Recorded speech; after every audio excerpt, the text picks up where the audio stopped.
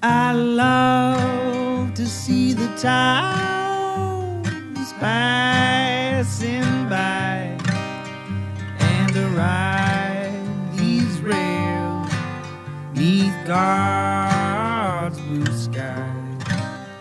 Let me travel this land from the mountains to the sea, 'cause that's the life I believe He meant for me. And when I'm gone and at my grave you stand, say God called home your rambling man.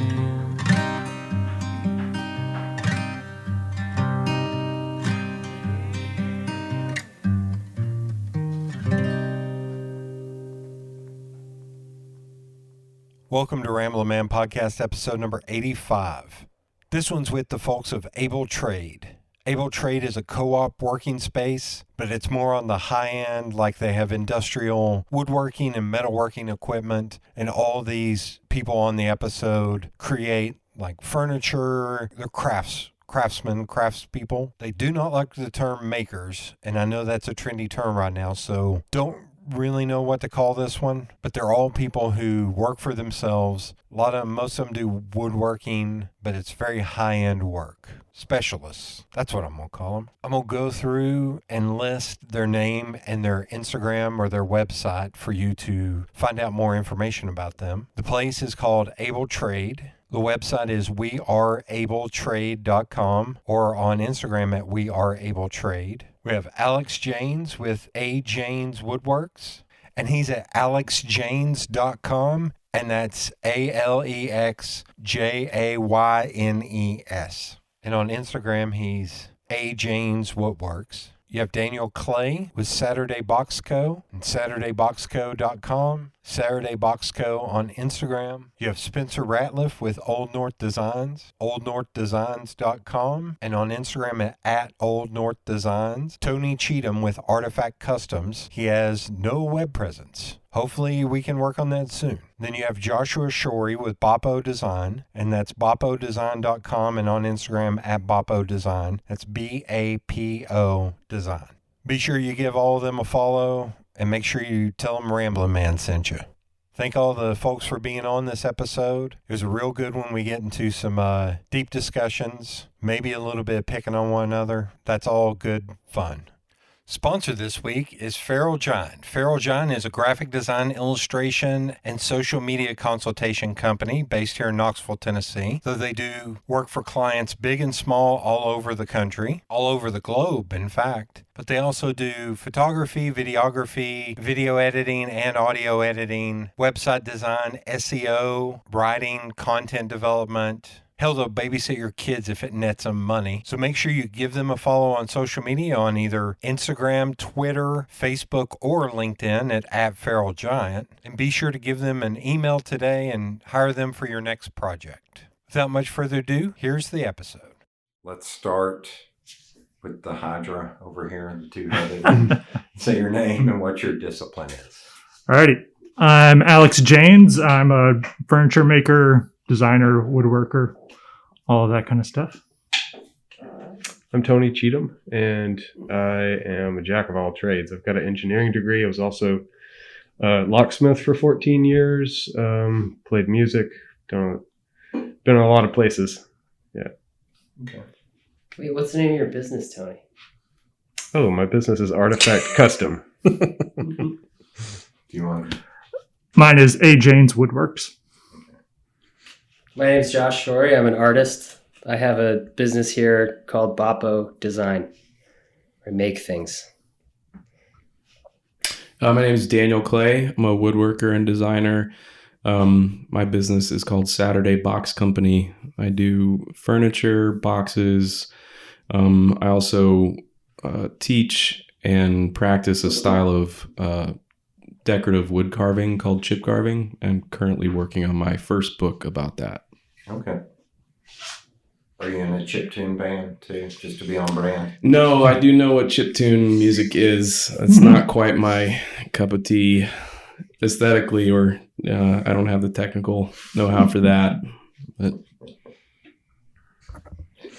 I'm Spencer Ratliff. I am a furniture designer. Run a business called Old North Designs, and I also run the shared shop Able Trade. Okay. Let's go the other way around of where you're originally from. I am originally from Knoxville. Okay. Now here's the question: what high school did you go to? I'm not going to answer that one. Okay. He was I'm gonna be privately judged. educated. I went to Fulton, so like out of all of us, I'm the lowest. Nah, I don't know. I went to Farragut. It was nice knowing you. See, there it is. There it is. I was born in Jackson, Mississippi, but I grew up from about age 8 outside of Atlanta, Georgia. And I've lived a couple other places. I've lived in Maine, and now Knoxville for the last almost 5 years. What brought you to Knoxville? It was Plan B after Maine. So I did my first real sort of introduction to woodworking was I did a boat building apprenticeship on the coast of Maine in 2005 and 6. Moved back to Atlanta for about 10 years and then back to Maine thinking that maybe I would settle down there. And I spent 2 years there and decided it wasn't for me and had friends here. So This was sort of Plan B. And so far it's worked out really great. Although the real estate market in Atlanta may have been a little kinder to you. Maybe at the time. I mean, in the long term, like how much you could have for gotten sure. back then. Versus Yeah. now. Well, I was renting, so yeah. But I mean, that's one of the reasons. Well, the money that changed Atlanta over the last 10 or 15 years from the film industry. I actually used to work in video and film production, recording sound and editing sound, actually. But that influx of money and industry totally changed Atlanta and was one of the reasons I wanted to get out.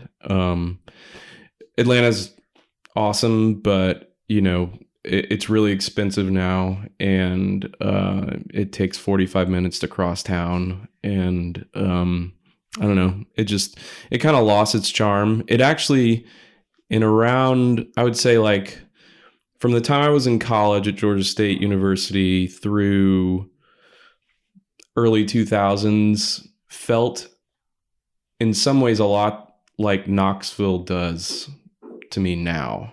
Okay. In that it has obviously Atlanta's a lot bigger, but there's a small subculture of people doing creative things in Knoxville because it's easy living here. It's the cost of living is so low, right, that I mean, this has its ups and downs, but you can be a big fish in a small pond here without paying New York prices for a closet to live, and the market isn't saturated with people. Speaking in terms of the entire city, there's a relatively small group of interesting people doing things, but they're all able to do that at a sort of in a bigger way because it's so cheap to live here. I mean, I'm paying rent that's like Atlanta 1999 prices. So that's, yeah. Although it keeps, as someone who grew up here, like it just keeps going up, and that kind of hurts my brain a little bit. Yeah.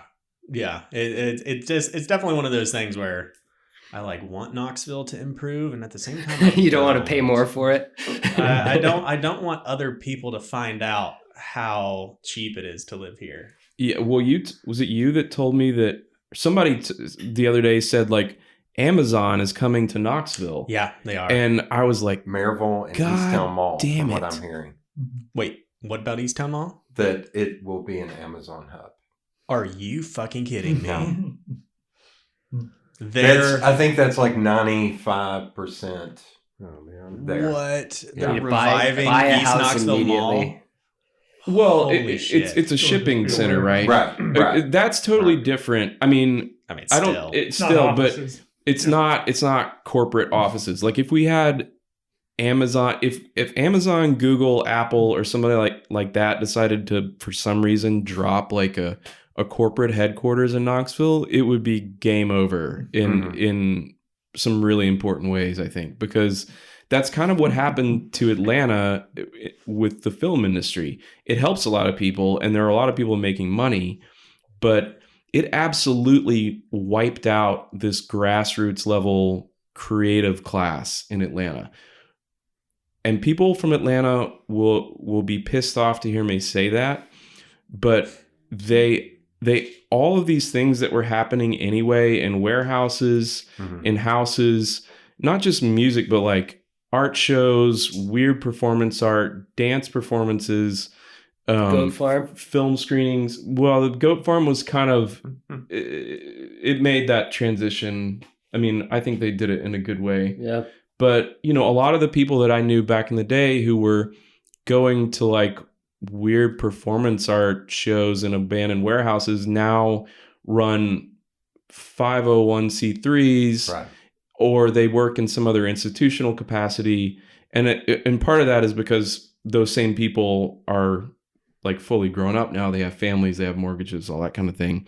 But it did kill some of the sort of grassroots creative energy there. I think. It's because I'm a nerd and I pay attention. It's interesting. I call Nashville, Brooklyn South because it just all of a sudden flipped to where I would go there 15 years ago and there would barely be anybody on the street on like a Friday or Saturday night. It'd be a little busy. You go into Tootsie's or something and it would be packed. But out on the street, it wasn't that. And now it's like big crosswalks and everything's expensive as shit. And even Asheville, going to Asheville like 15 years ago, same thing. Nobody on the street. And the last time I went, I was like, oh, there's tech industry here. What the shit? And all of a sudden I looked at housing prices and they were through the damn roof. I was like, this used to be like, I would buy a ceramic mug. This used to be like a quaint little mountain town. And all of a sudden it's like, oh, tech is taking over in Asheville. What is happening here? It's so weird. But yeah. Well, thanks for coming on Ramble. No, I'm just kidding. So, Daniel, you're from Atlanta. Basically from Atlanta.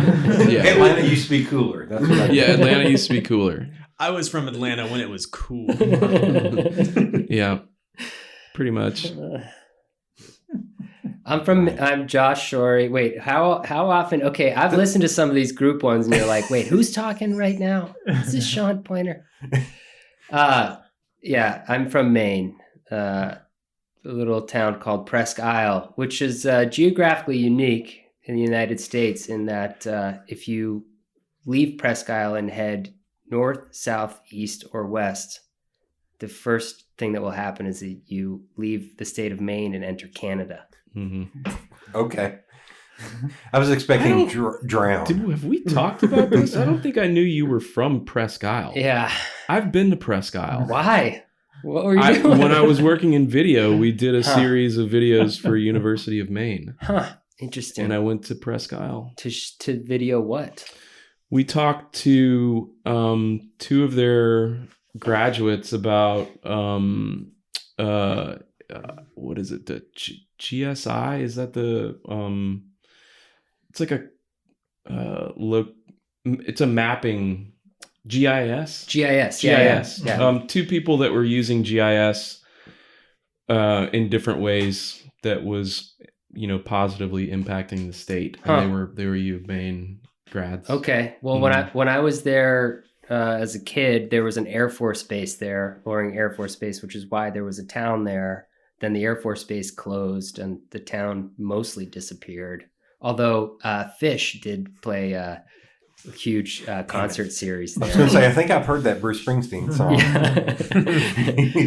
Yeah. So I'm from Maine, and then the family moved around. I ended up in Georgia when I was in high school. So I did my undergraduate in ceramics at the Columbus State University, a state Oh. school Yeah. in Georgia. Left that, worked a bunch of stuff, but mostly aerospace industry for about a decade. Left that. I was in Boston doing that before I quit my career to go to graduate school to get my MFA in sculpture at UT. That's how I ended up in Knoxville. My wife and I landed here. We're shocked to discover that we wanted to stay because it really is kind of an excellent town. And I had the same instinct.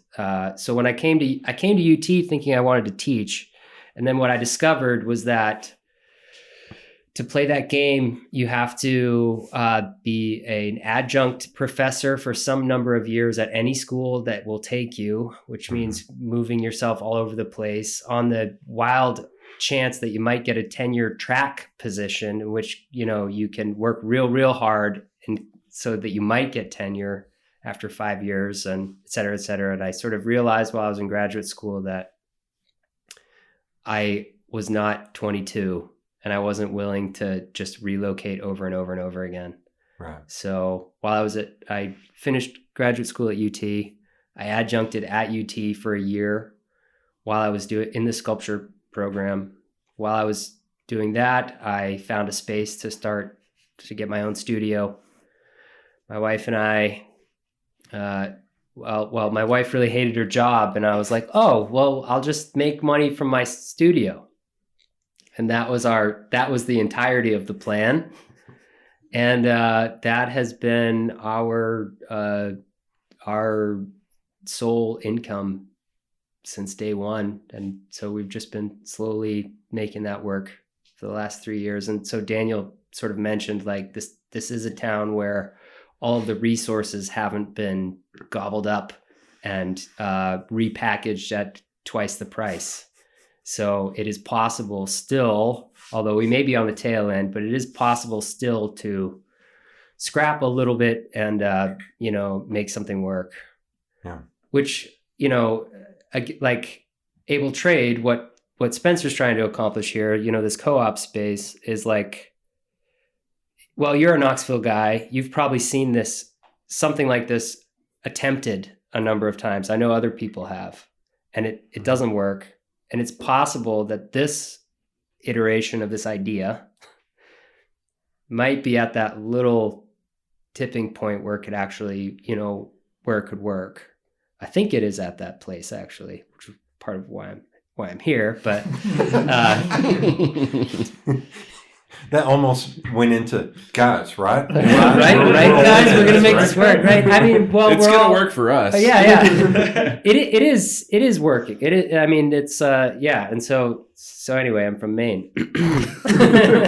Yeah, you guys are a lot better at this than I am. You're like, I'm from Knoxville. It's like, I'm Knoxville, done. You guys just gave your whole backstory. You got to talk. People, that's what people are here, like, going to listen to this for. That's what I'm told. Yeah.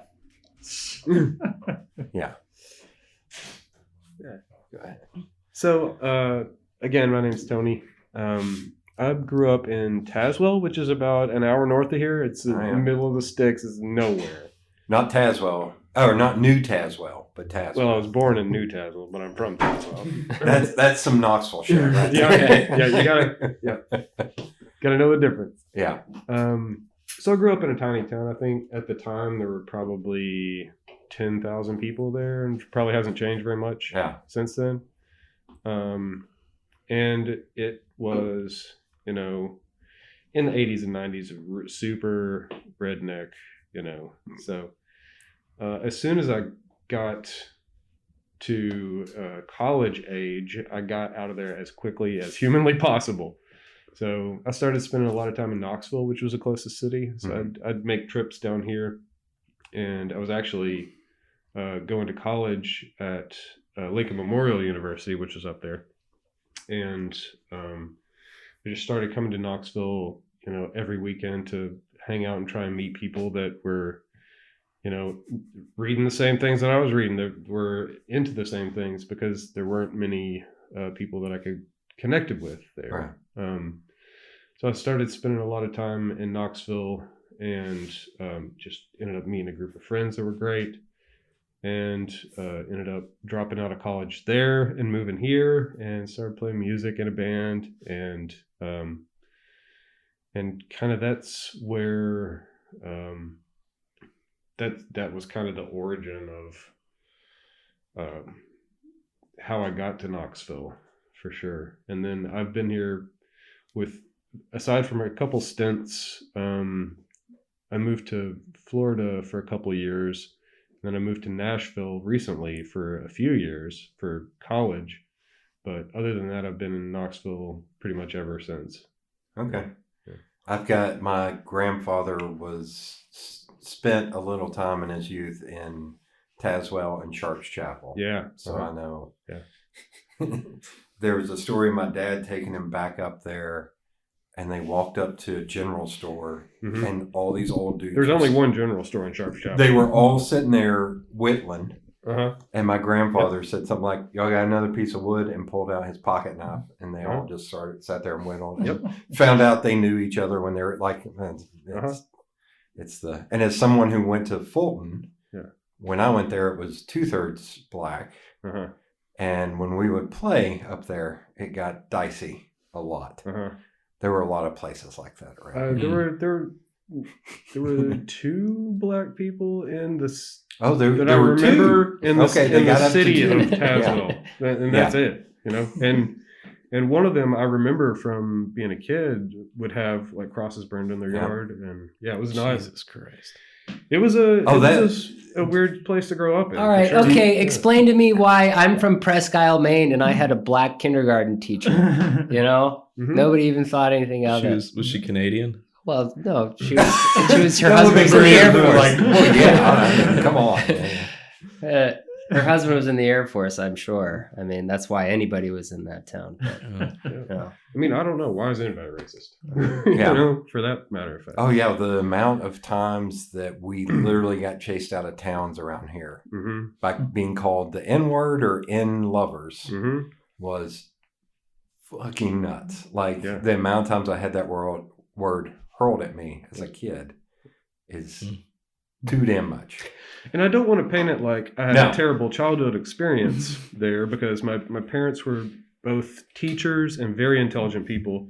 And I feel like I had an incredibly awesome experience growing up, especially in their house, and with a lot of opportunities to learn. I remember from when I was a kid, I had a bookshelf in the room, and I had the Encyclopedia Britannica and like the Time Life series of all this stuff. And I just like, they made that the culture of being at home for myself and my brother. You know, we would just sit around and read the encyclopedia. I know it's kind of a joke, but we actually did that, and it was great. And like, even in that tiny town, like, I feel like we got so much exposure to the culture of the world, even pre-internet. You know, that was something that I'm very grateful to my parents for like growing that in both of us. Yeah. Right. Yeah. There is no answer. Like, Josh, there is no. No, it's just strange to me. Like, you know, our country is more diverse than anyone understands, I think. Like, I grew up in New England. I never heard anyone use the N-word or call anybody an N-word lover. Nothing. It just wasn't part of my experience at all. Like, I had my kindergarten teacher in rural middle of nowhere Maine was black, and I had never realized that was unusual in any way until I was an adult. My kindergarten, first grade, like, you know, my best friend Aisha, there was if I could sing, I would start singing that song now, but I can't sing worth a shit. So I mean, like, there was like Liberian family that went to my church, that their kids were, you know, that I was in school with as kids. So it's really like, it's strange. I mean, I'm sure we're all about the same age, so this was happening, you know, concurrently. Like, I was growing up in you know, everybody knows how racist Boston is, and I was outside of Boston. I don't know, that just wasn't part of life. I saw a number of instances of overt racism in my 2 most recent years in Maine. In Maine. Yeah. I mean, if you're could be driving my in own the middle naivety, of yeah. nowhere in Maine, Right. and you see somebody flying a Confederate flag in front of their house, Yes. it's not because, you know, The South will Well, rise again. right. well, let me ask you, was that You're post doing this trying to do the culture? math in your head of like, wait, what? Right. What? It doesn't equal heritage, not hate. It's like there's one reason. Was it- Did they know that the South will not physically rise ever? The South is never going to In rise in Maine. Maine. And I can't remember who said this because this only happened in the last 2 years. They were talking about the Confederate flag, and they're like, "Oh, we don't fly the flags of losers in our home." I was like, "Oh shit!" Okay. I was like, Yeah, "That's Germany. pretty- yeah, that's Yeah. pretty good. There's no Nazi flags in Germany. I don't know why this took me until It's true. like a week ago to figure out, but I had the weirdest growing up here in town because I grew up on the east side where I was generally the only white person. Mm-hmm. Where my grandparents lived, the couple that lived across the street from them, the Sisks, were concentration camp survivors and had the tattoos on their arms. Dear God. Wow. And the people that lived behind my grandparents were Catholic and went to Catholic school, went to mass, all that. And then my grandmother was Southern Baptist. And how weird that is. And my grandfather, who I think it was his dad, had 4 or 5 different wives. And the only way I can remember this is the oldest kid at one point was 100 and the youngest was 47. So there's 53 years difference. And my grandfather lived in Sharps Chapel, lived in Bearden when it was all farmland. And there was one year God, we're all white. How are we making this about race? It's 2021. But there was one point at Christmas where... Yeah. Hey, Alex is a quarter Chinese. Okay. Yeah. Thank God. We have some diversity on here, man. A little bit. There was one year at Christmas where somehow the N-word came up, not said. But my grandfather was just like, I didn't teach my boys to say that word. Whoever says that word's an idiot. Like, he just started going off. I was like, what the fuck is happening? Because I was like 15. I was like, oh my God, he should be. And he's not. And oh God, this is weird. So it took me about a week when I was like, oh yeah, the family across the street. How weird that was to grow up in a town this size, to be surrounded by people of 2 different religions in front and behind. Yeah. And my grandparents. I also ate shit tons of McDonald's, so that everything balances out. You know. Okay, Mr. Diversity, thank you. Yeah. Again, I'm Alex. I was born in Lowell, Massachusetts, Dracut, Massachusetts. So on the border with New Hampshire. I lived up there through 3rd grade. Speaking of a diversity, so like in the late 80s, early 90s was when the huge shit was going down in Cambodia, and Lowell became one of the places in the U.S. that all the Cambodian refugees came, including one woman, Saleh, who lived with us for like 4 or 5 years. Wow. And the church had Cambodian hymns in our service, so yeah, not realizing that wasn't normal. And then 4th grade, moved down to Knoxville. This is actually where my parents grew up, more or less. All the grandparents were still here. I went to Farragut, sadly. I feel like it was a great school, but yeah, you catch shit for it.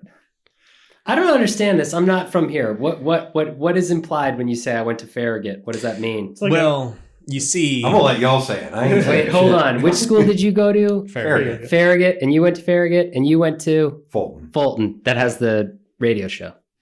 Yes. Okay. Oh yeah, the big thing. My dad's principal, he went to Fulton too. Everybody in our family went to Fulton, and he used to love getting up there and saying, and this will play to nobody, maybe you too.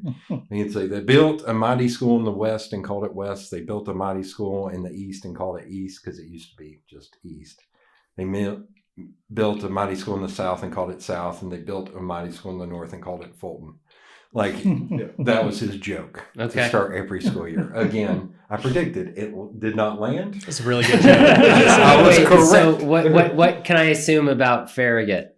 What is it? That's the rich part of town. Oh, okay. But you all still had some like country people. Oh yeah, kind of like how Well, Halls. it's Knoxville. But you know what I mean, like Halls is on the edge to where it has the country people and it Right. has like the nouveau riche people. Well, see, that's Well, the ironic thing about Farragut is that they think they're like uppity and fancy and whatnot. Right. Like, it's Knoxville. Like, Yeah. there's only so You can only fancy get that so the Knoxville bar is. is only so. And all of you still have a Yeah. crazy thick Southern accent that to Right. everyone Yeah. else outside of Knoxville makes you sound like an idiot. So, yeah. you know. It's just because some people had golf courses in their neighborhoods. Right. Actually, really funny, Josh, to give you a better perspective. So Farragut's main rival was Bearden. Okay. And at football games, you know, to kind of taunt each other, the fans, Farragut students started dressing up as hillbillies to mock Bearden. Right. And Which is hilarious. Yeah. I know, which honestly, like a lot of them probably wore that anyway. Yeah. But what's even funnier is, so in retaliation, Bearden started dressing up in business suits Nice. to mock Farragut. I'm Oh like, my God. I don't really know. I'm not sure who that's like really insulting at this point. Yeah. Like, where are we going here? When I was there, we were called the Farragut Farmers because it used to just be farmland. Yeah. And it's so what- that was the put down, but then subdivisions and Right. all that shit. So freshman football, my freshman year, when we played Farragut the last game of the year, Fulton had 12 team members on their freshman team, and Farragut took up the entire side. And that didn't count the people. There must have been 60 or Mhm. 70 kids. Yeah. And we were playing, and I was playing with like multiple broke bones in my hand because the one kid who was on the sideline was named Curly, and he was not good. So I had to stay in with my hand the size of a softball because Curly couldn't come in. Don't put in don't put in Curly. Put in the broken child. Yeah. And on the flip side, when we played our big rival, which was AE, everyone would have to go through metal detectors, Mhm. even the football Wow. players, Yep. because they were worried about gang activity. Hmm. And I found out in the last 5 years, the gang activity was actually real, even though it's Knoxville. Mhm. That a bunch of people had come up from South Florida, like Miami, in like the late 80s, early 90s, and started causing real issues around here. It's like, oh, I didn't make that up. I did see drive-bys. And Yeah. we had 100, and sorry to bore y'all with Fulton facts, but it's fascinating, especially over here. We had 103, 108 in our graduating class, and 3/4 are dead, in prison, or have done jail time. Damn. That's how bad Fulton was. 3/4, you said? 3/4 of Holy our graduating class. Wow. To where when we had our 20-year reunion, we were like, "Where's little? Oh, he's back in the pokey. Okay, never mind. Little Jackie's not coming. He's back into the prison." Those Good Lord. just busted newspapers. Yeah. Literally, we could have played like whack-a-mole with. Oh, there's Chucky. Oh, there's all these people that all these guys we went to school with. It's wild. Damn. Yeah. It was, cops were up there all the time. There's a drug dealer who was like 28 who got to just walk through the school. I mean, it was, so my little sister, who's almost 12 years younger than me, went up there and she's like, "It's so tough." I was like, "Shut your mouth." Mhm. This is nothing compared to, like, I've seen people, we used to fight in the Fellini Kroger parking lot after school because it was off school grounds.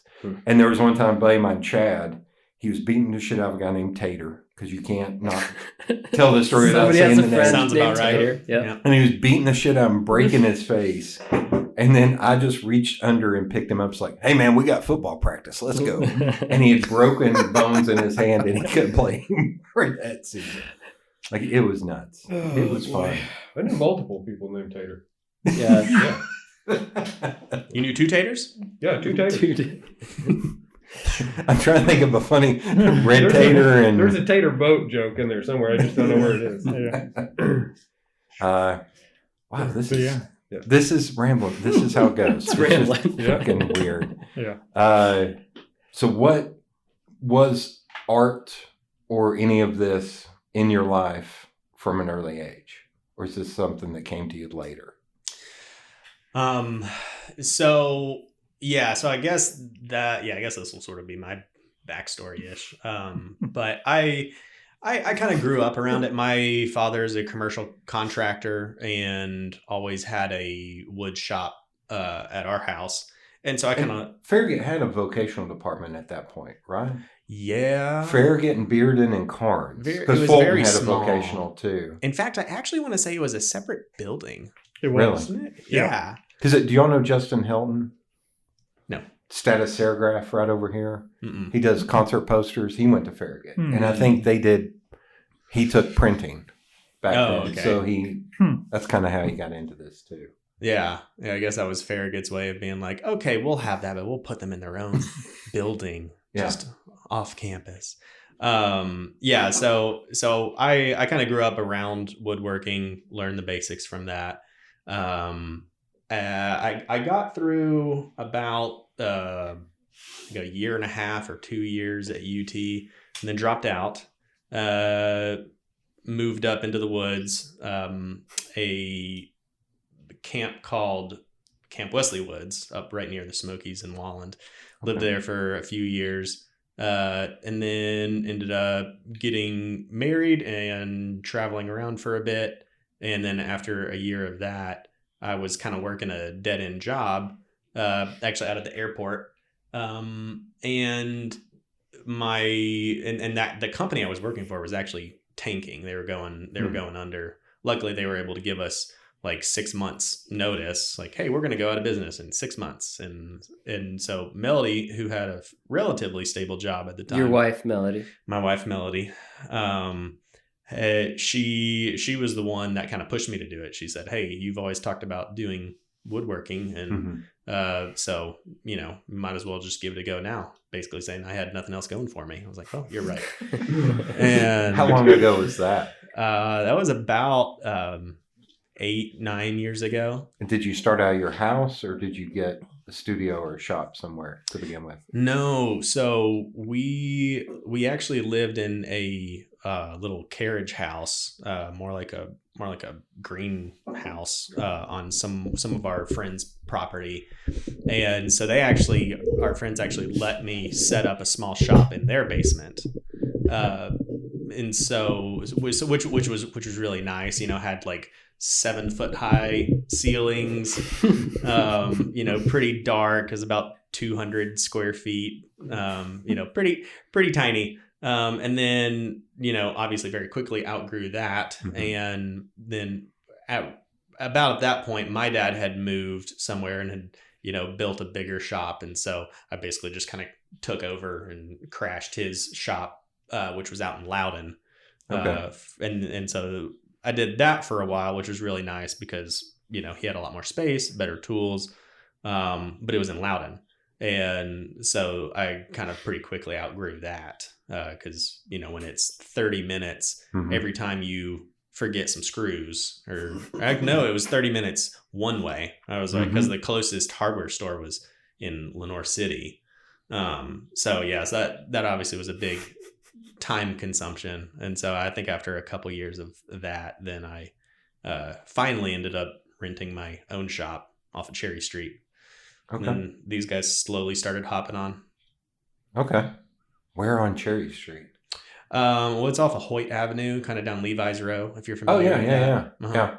We were in, I believe it was Levi's old telecommunications building. Okay. So it wasn't really a shop, it was an office building. Okay. Single-story metal building, low ceilings. Yeah. So I went from 7-foot high ceilings to 8-foot high ceilings, which was really great. So big upgrade. Oh my God. Yeah, that's important. Like, I don't know who's listening or, to this or what the context is, but yeah. So Spencer has a business called Old North. You had that space, and then Daniel, Tony, and Alex were all working with or for you in some way, like, helping you out with projects and using your shop, which became really overcrowded and right. Yeah. That's kind of an interesting in terms of, I don't know, in terms of why we're all here right now in this room, Right. you know, that's a sort of a part of it. So you had that space off of Cherry Street. You were running your business. You had you needed other professionals to come in and help. So, right. That's how you guys all got together. Cause that's where I met you. I know that's where I met Tony, was over there at Spencer's previous shop. Yeah. And then you couldn't keep that space anymore and took a sort of a giant leap to this 20,000 foot, Very big leap. 40-foot ceilings. I don't know. They're not 40 feet, but Yeah. that's how How we did you all kind of find ended up here. one another? Is the community kind of small to where you know?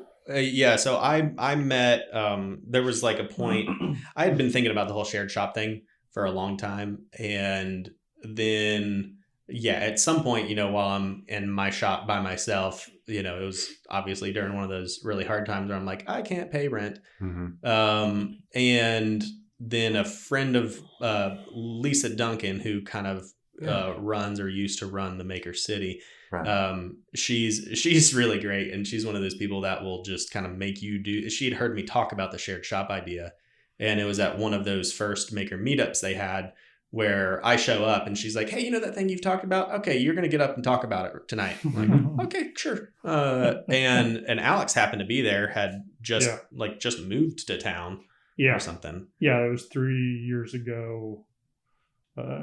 Little over 3 years ago. Yeah. So, and it was, and so I said like, "Hey, I'm, starting a shared shop thing." And he had just come from a shared shop in Boston and we're kind of looking for one. So, so that's where Alex and I met. And, I think you were the next person to kind of come in, Daniel, but I don't really remember. Oh, I met Alex. I think that, I was at Rolla. Yeah, I was the featured artist at Rolla. That's right, on like a first Friday. That's where you guys met? Yeah. Yep. Well, I saw that Rolla posted that they were having, a featured artist who was a woodworker, and I saw what Alex was doing. He was doing spoon carving. Spoons and carving. dovetails and just hand tool woodworking in general. And I was like, oh, okay. Well, I don't know anybody in Knoxville who's doing woodworking, because most of the folks I know here are in printmaking or fine art or music. But I had already started. This is like the end of a lot. There's a lot leading up to this, but I had already started in Maine, like trying to make woodworking a full-time thing. I started Saturday Box Company, had a little shop in my garage, was making and selling things online, and then ended up here, not knowing anybody in that world. And so I saw like, oh, they have this guy who's like, I know all of the things he's doing, like, and so I just wanted to meet him. So met Alex, and then met Spencer through Alex, and then met Josh at a Maker City Summit. Recognized our mutual sort of misanthropy, cynicism. Yeah. It's hard to find, both think we're funny, that kind of thing. So you don't think each other are funny, you think yourselves are funny. Right. We both. Yeah. I will grudgingly admit, because I'm a bigger person, that Josh is funny. Even that's a competition. And then I met Tony through Alex and Spencer. Yeah, I think you were already renting. But we already had mutual friends and had just never met. When we met each other, it was weird because we had been hanging out with the same group of people and had never really like run into each other. So, the whole Pilot Light Knoxville band crowd. Oh yeah. Wait, so, you were in a band. You were in a band. Were you in a band? I was not in a band. I was in a band. I played trumpet in high school. Oh shit! Hold on. Let's talk more about that. Yeah. What were your band name? Oh man, I was in like too many. a dozen bands. I was the guy. When I first moved to town, I was the guy. I had started out playing bass guitar, and then when I moved to town, nobody needed a bassist, so Yeah. I was like the percussionist. So I sat in with like every band, Okay. you know. I used to run a music website here in town from like 2002 to 2007 called Knox Bands. That was pretty much me. I played with. So I know, Yeah. I know all these different musicians in town. That's why I'm always like, okay, do you know Todd? Do you know Greg Horn? Like Yes, I know which Todd crew? and Which Greg Horn. crew? Yeah, which crew? Yeah, I Like- played with Casey Jones for 3 Oh, or yeah. 4 years. So I'm close like, with Jody and Yep, Russell. and so, Jody and Lath and all yeah. those guys, and I was kind of just in that circle, and ended up sitting in with it. There were at that time it was a really awesome culture of music in Knoxville because there wasn't really bands. There were just like the pool of 40 musicians. Yeah. Pick 5 of those, and they were Right. and slam them together, and they were playing somewhere. Right. You know, so it was an amazing time. Yeah. And it would be the thing I miss, and I fuss at Todd and George Millbrooks a lot, is bringing back Ambient Night at Java. Yeah, I played Because- with George. Yeah, it was, I think every Wednesday from like 7 to Mhm. 9 or 10 p.m.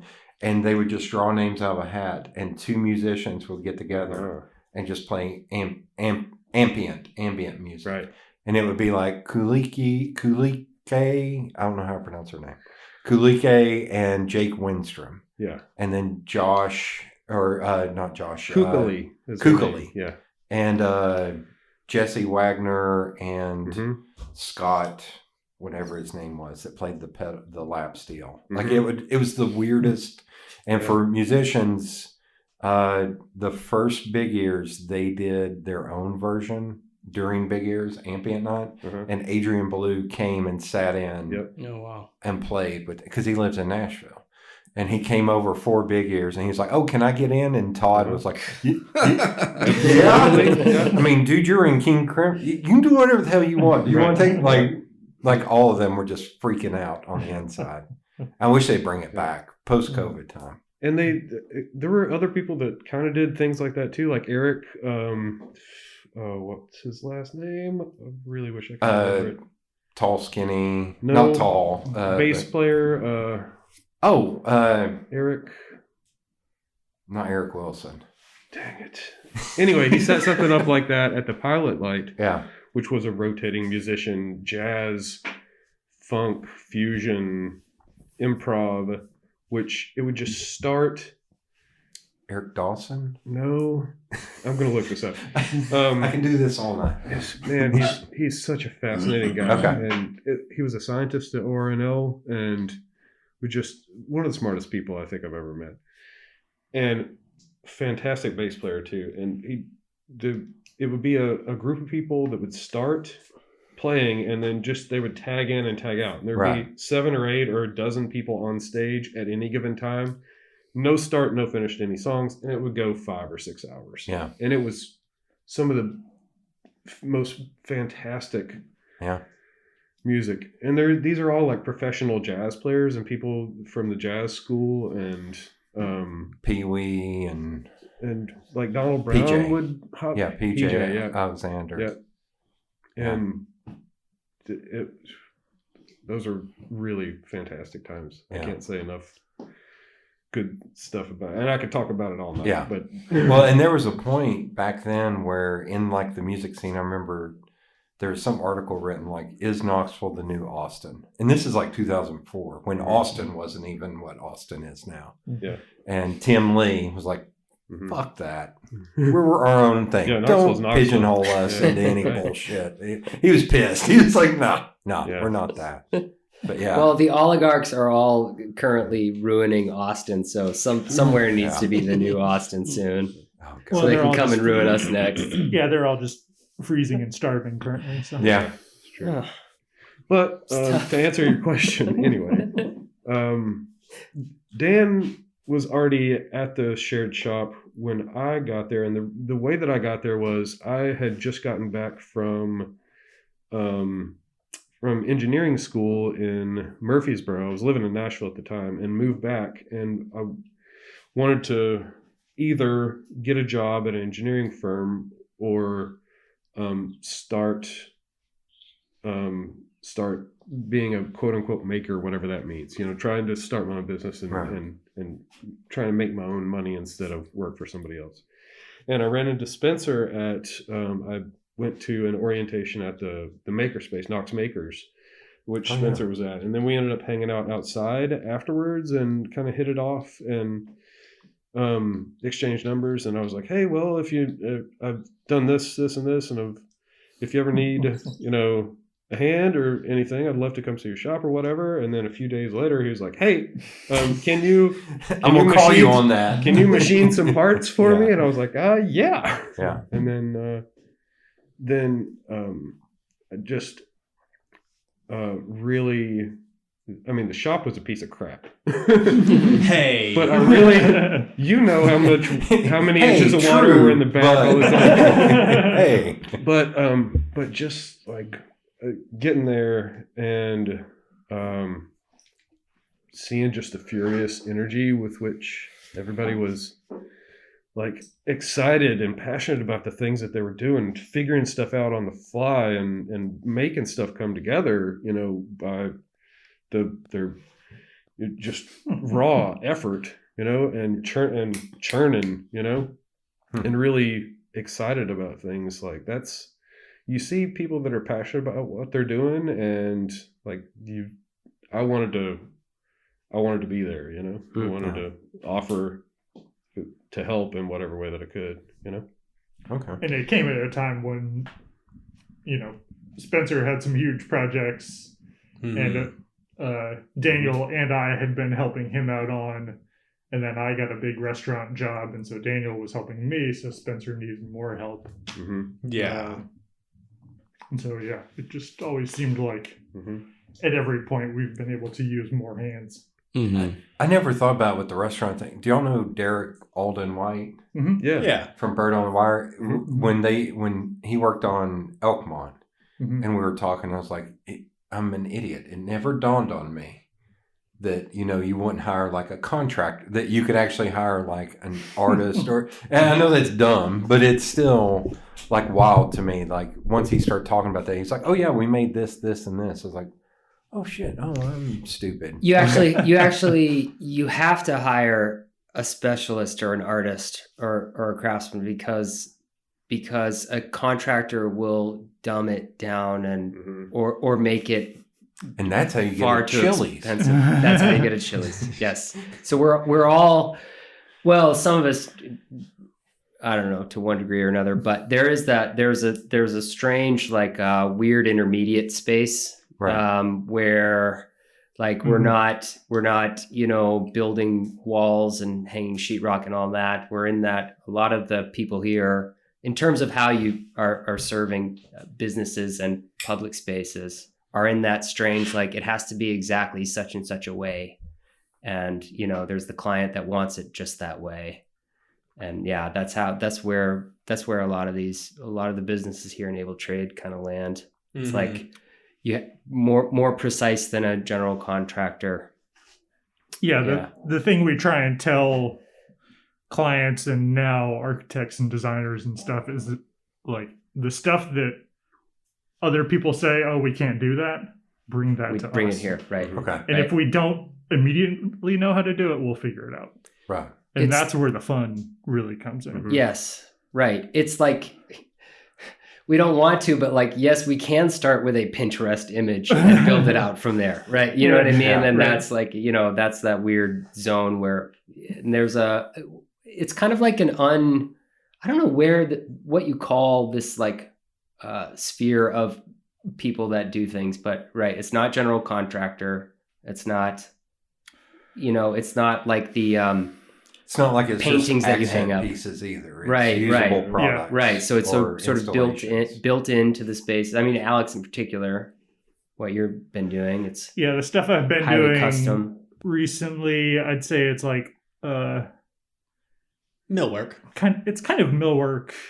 But millwork is also an incredibly vague term that nobody Right. really knows what that means. Right. Right. Yeah. There are also a huge elements umbrella. It's like Yeah. architectural details. Right. Uh-huh. Right. Architecture. It's Okay. like weird stuff that the designers came up with that's kind of sculptural, Yes. kind of We, functional, but also kind of decorative. And I think we all end up doing we all end up synthesizing Mm-hmm. a lot of things that have to be synthesized in order for something very particular to happen. Right. And there is no one else to do it between the person who says like, oh, I need this thing to happen. I've got a chunk of money that I'm sitting on and I want to make it happen. And they go to somebody You just else. hear the disdain for the client. Oh, hey, I'm just some guy that needs something. It's not their fault. But then they hire, they might hire a decorator. They hire an I got architect. this big pile of money. Hey, could you make me some? What am I gonna do with this? We all know it's true. But there's got to be somebody who's like, like communicating, like translating all those ideas and the ability, the resources, their pile of resources, translating that into what actually gets built.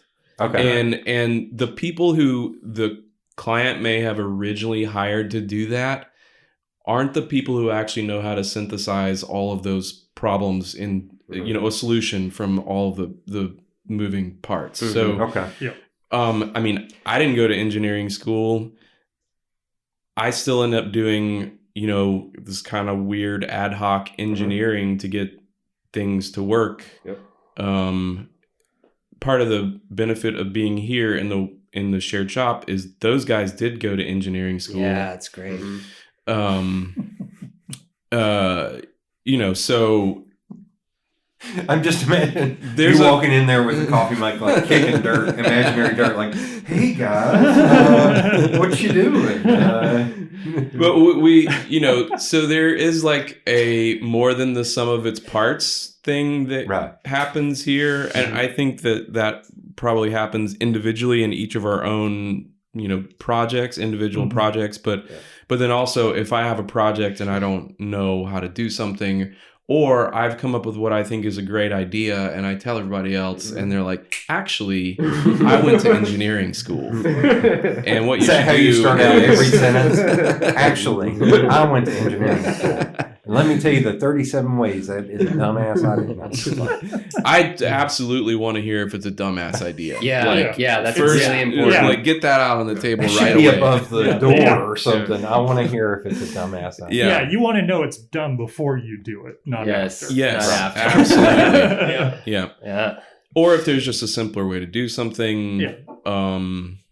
So yeah, I don't know what, we don't exactly occupy a single vertical space. Right. There's a lot of sort of integration of different, what's the word I'm looking for? Disciplines, because nobody else is that it has to happen. And we're sort of the last person on the chain, that has to make Yeah. those Yeah, things happen. normally, if you're a designer or a client and you're looking to get this thing made to her, then that goes to somebody that does one part of it, and somebody a GC that does another part of it, or somebody that does it's a team of people, and then those people have problems communicating with each other, and then those people, so the thing that all of us do is kind of wear a bunch of different hats in order to eliminate that miscommunication. And we are fortunate enough to be working out of a space where we have people that if you're not an expert in one area, you knock on the door and say, hey, I'm trying to figure this part out. I haven't done this before, or haven't done it in a long time. How would you do this? Then we get to realize efficiency in the way that we work, and also efficiency for the people that we're working for, So I think it's a great situation, and it mirrors like the way we work individually in our businesses is also mirrored in the way the organization is in the shared shop too. Like we all all of us have different hats on, we have to do that for the clients, and we're also doing that in the shop too, And because you all work for yourselves, you can drive your own bus to be like, Mhm. hey, I'm going to go bug this person about this. Mhm. Yeah. Mm. That you don't have to worry about, well, you know, I've got my boss is telling me to do this. Right. Right. Which it's probably foreign as shit to you all, but I work for a global pet company that's based here in Knoxville. And when I worked there 10 years Shall I be ago, named? the engineers sat around us and we would sit there and have meetings and be like, okay. And there was one day I was like, what if we tried to port what you all are doing on these products and develop an app? Like our top engineer is like, what would you want to see? And we'd sit there and work through everything. And that was like 10 years ago. And then I went back and did some contract work with them. And they're like, no drive-bys. You can't just go talk to somebody. You need to write it up in an email in Oh my 3 to 4 God. paragraphs. And there was one where I was like, we just need more light on the photography. And they were like, okay, well, I'm writing an email. And I was like, I can see the dude. He's Yeah. sitting right there. Right. Can I go talk to him? And they're like, I don't know if you should do that. And I was like, cool, I'm going to go talk to him. And I went and talked to him, and he was like, thank you for coming over. Nobody comes over. I was like, Yeah. what is wrong with all you? And then you all? tattle. It's like, well, that's because they're telling people not to come talk to you. So the flip side, I tell this story to one of the other designers, and he was like, oh, we don't like those. Those are drive-bys. And, you know, he used some, no offense if anybody has an MBA, but he used some MBA term like lost production. And I was like, what the fuck?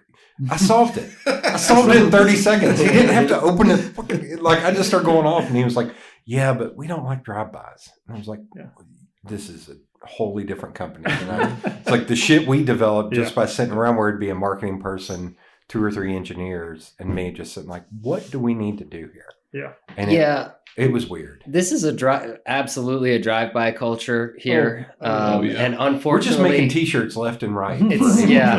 it's almost entirely in my favor because I know the least about everything that all these people.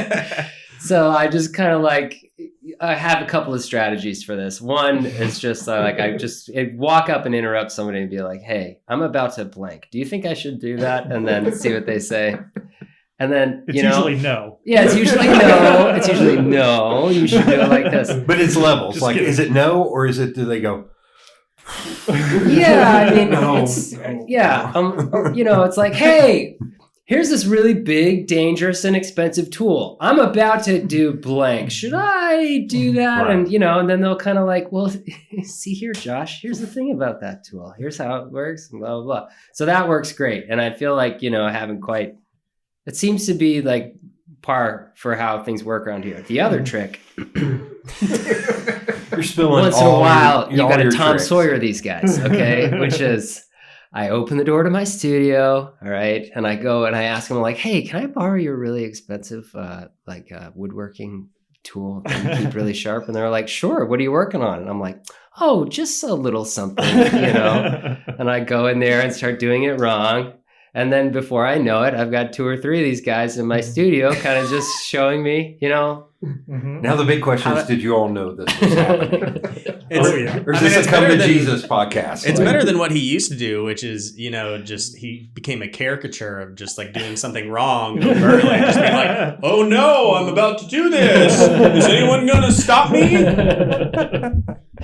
See, when you said open your door, I thought you were going to say, and I would have status dough donuts sitting No. there waiting. I haven't gotten to that point yet. But no, it is, it is a big, just in terms of, look, I've worked in those environments. Yeah. I worked for a big multinational corporation, worked in manufacturing, worked in construction at all levels. And I know how that is. And I have to say,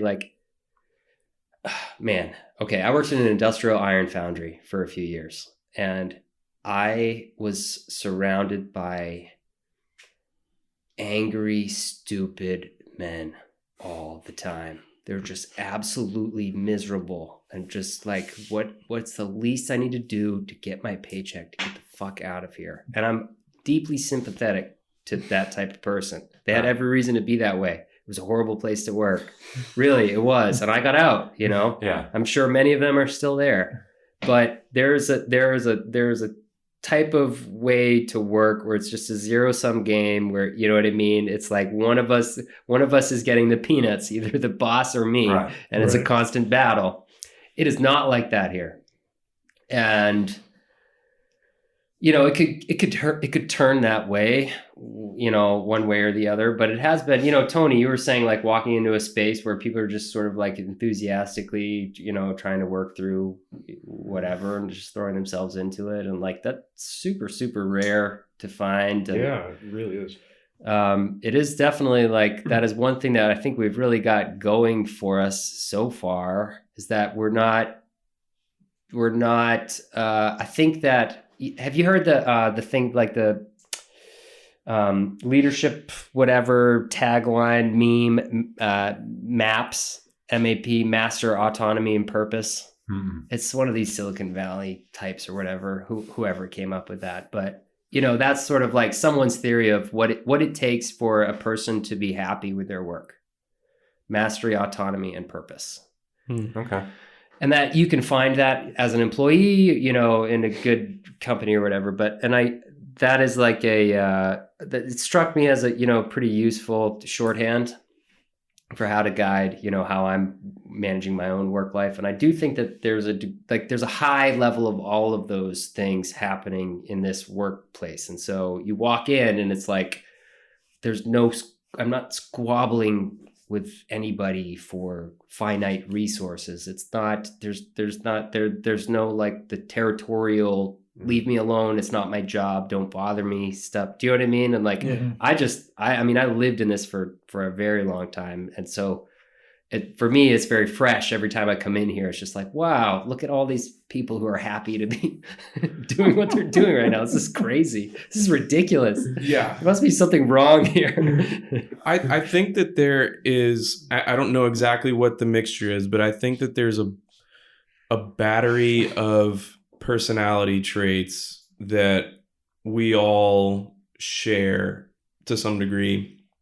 And I recognize it in other people I know in other parts of the country who are doing similar things. Like I can name 10 people off the top of my head who are doing something in the realm, if not woodworking or metalworking, something in the realm of making things that requires that sort of synthesis mindset and problem solving, who I could bring in here and they would totally like mesh with this group personally and work-wise immediately. For whatever, it's not surprising probably that we ended up finding each other in a, small place like Knoxville.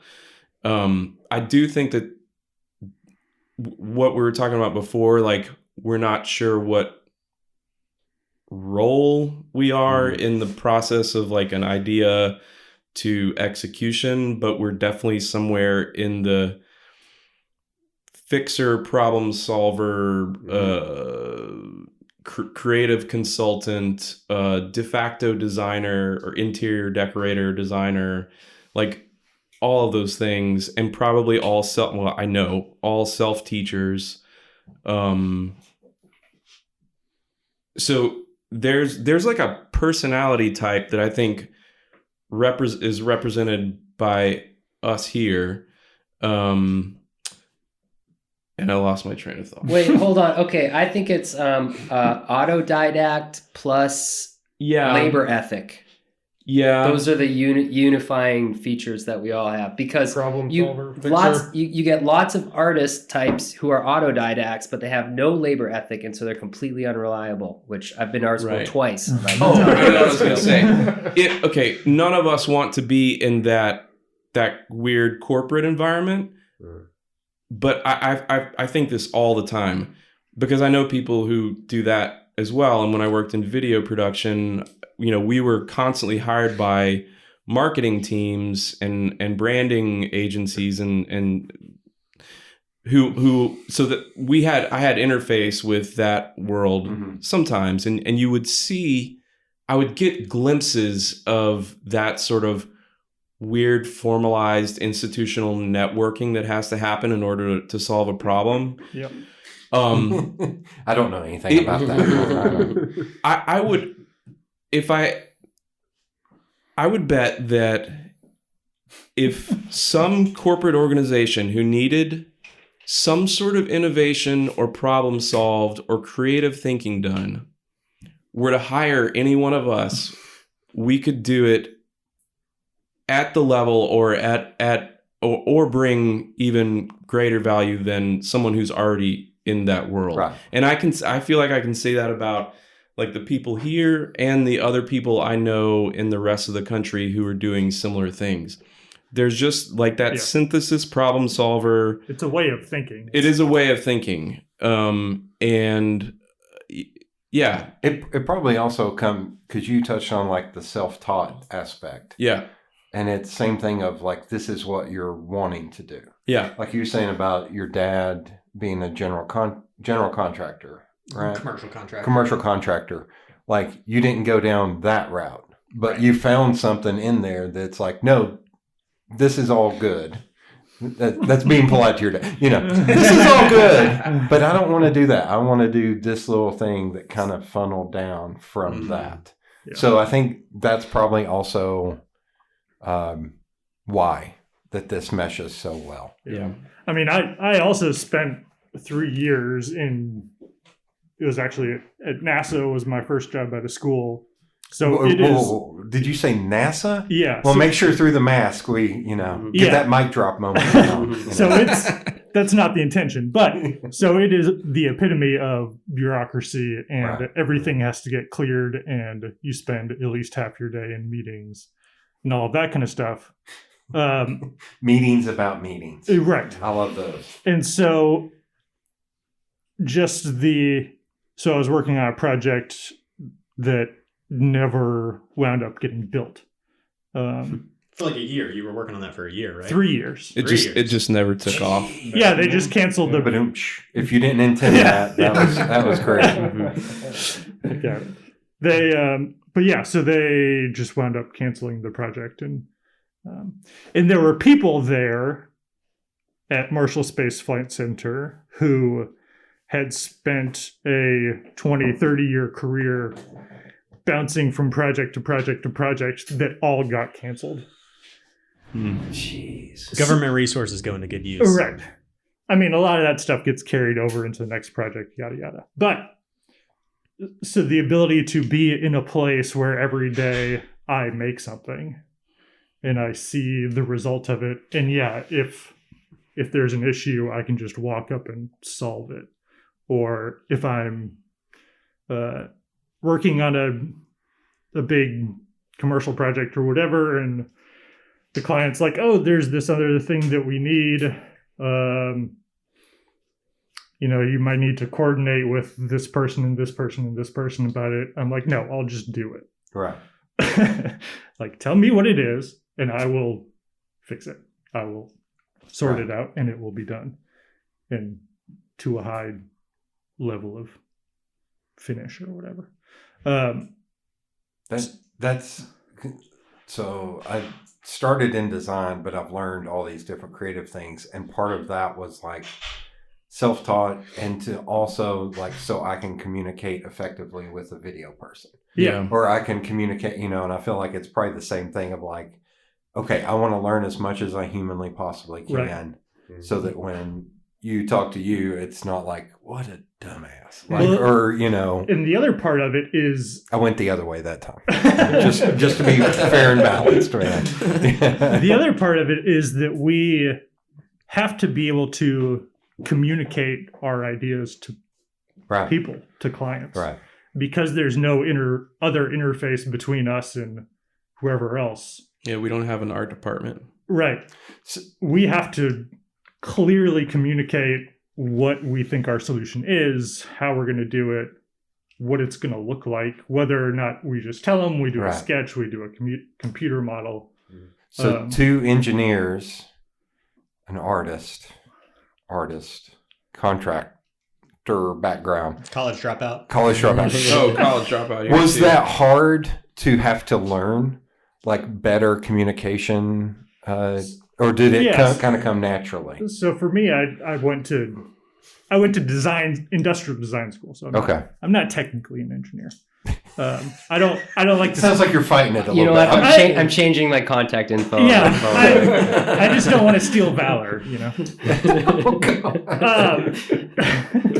So there was a lot of stuff in school of like presenting design ideas and doing that kind of stuff, and then my time at NASA, there were things that I was doing where I had to give presentations and communicate to people what we were thinking, or clearly communicate why what the engineers designed was not going to work for the ground crew in terms of what I was doing. And then just, gradually through various projects, like, to me, I really enjoy going into a space with a client or a potential client and saying, what do you need? Or like, what do you think you need?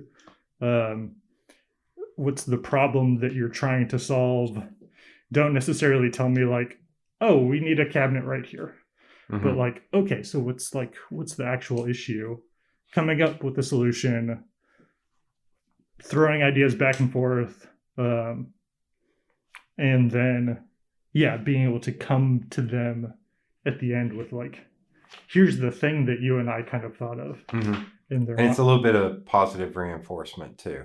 Yeah. Of like, you're almost like yes-anding. You're not being Totally. like, that's a dumb place to put that Honeywell thing. Like, it's you've got to learn to like, oh, okay, but have you thought about this? Like, what if we did this? Right. Like piggybacking on this. I feel like all of my projects are collaborations.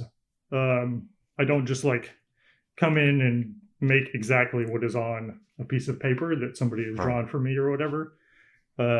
There's a lot of back and forth. How do we do this? How do we make it cooler if possible? Like, what are we actually trying to solve? Not just what do you Not just a cabinet. Right. Not just what do you think you need, but I have a question Not for just Alex. a bowl. Like, Alex, yes. when you're collaborating with a client, Mm-hmm. what do you do when they have a terrible idea? I leave. No.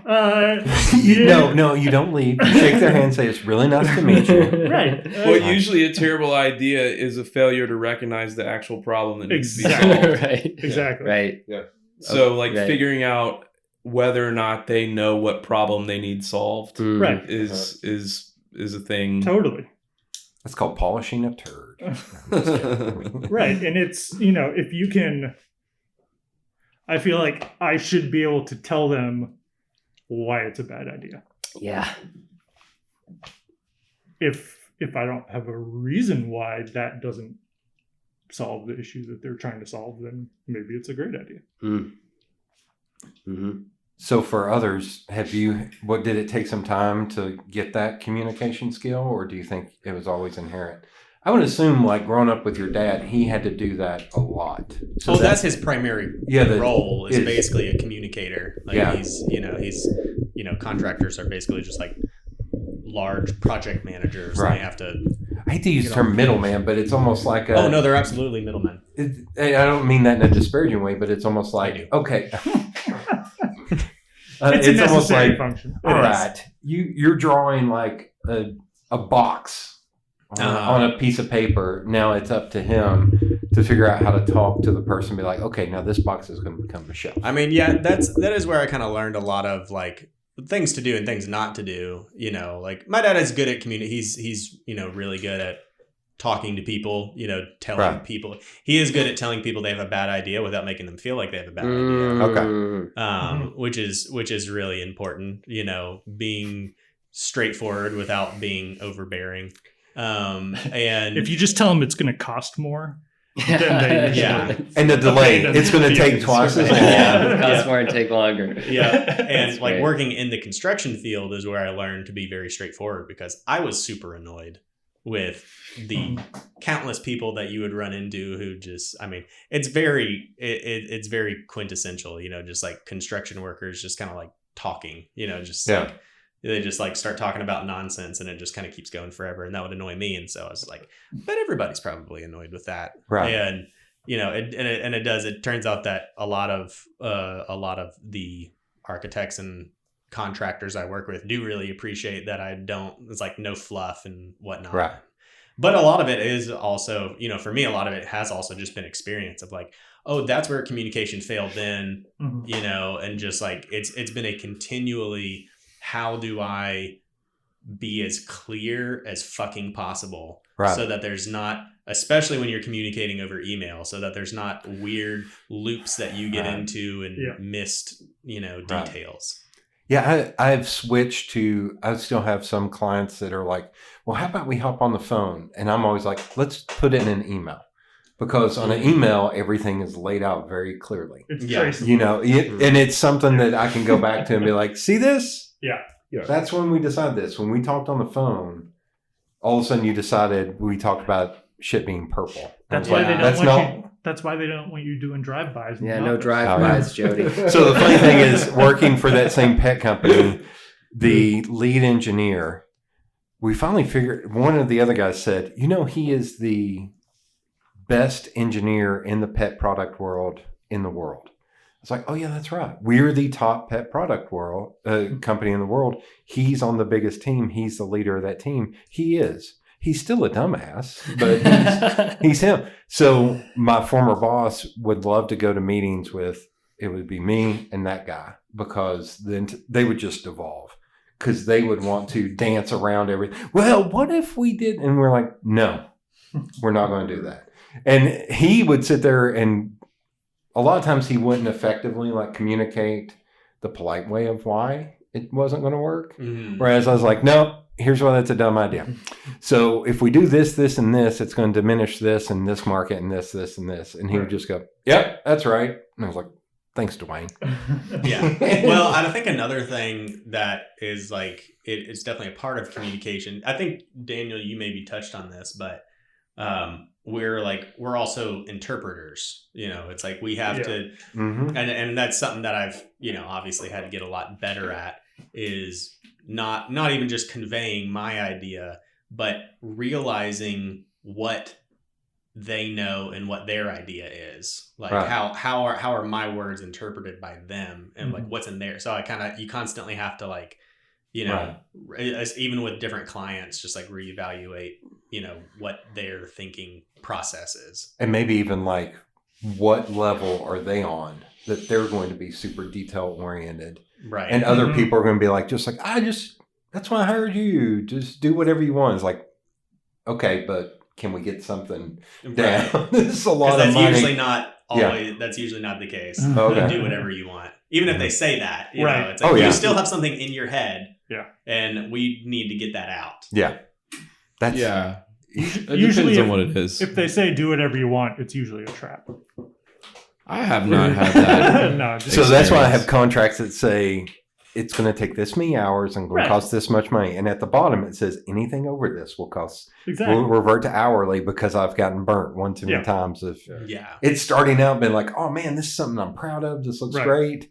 And it's like, holy shit, what is this? Why am I putting a leather texture on some website and trying to figure out how to make it repeat in the background? It's like, I don't know. That doesn't, son of a bitch. What did I do? No. Gold. Why is it gold? No.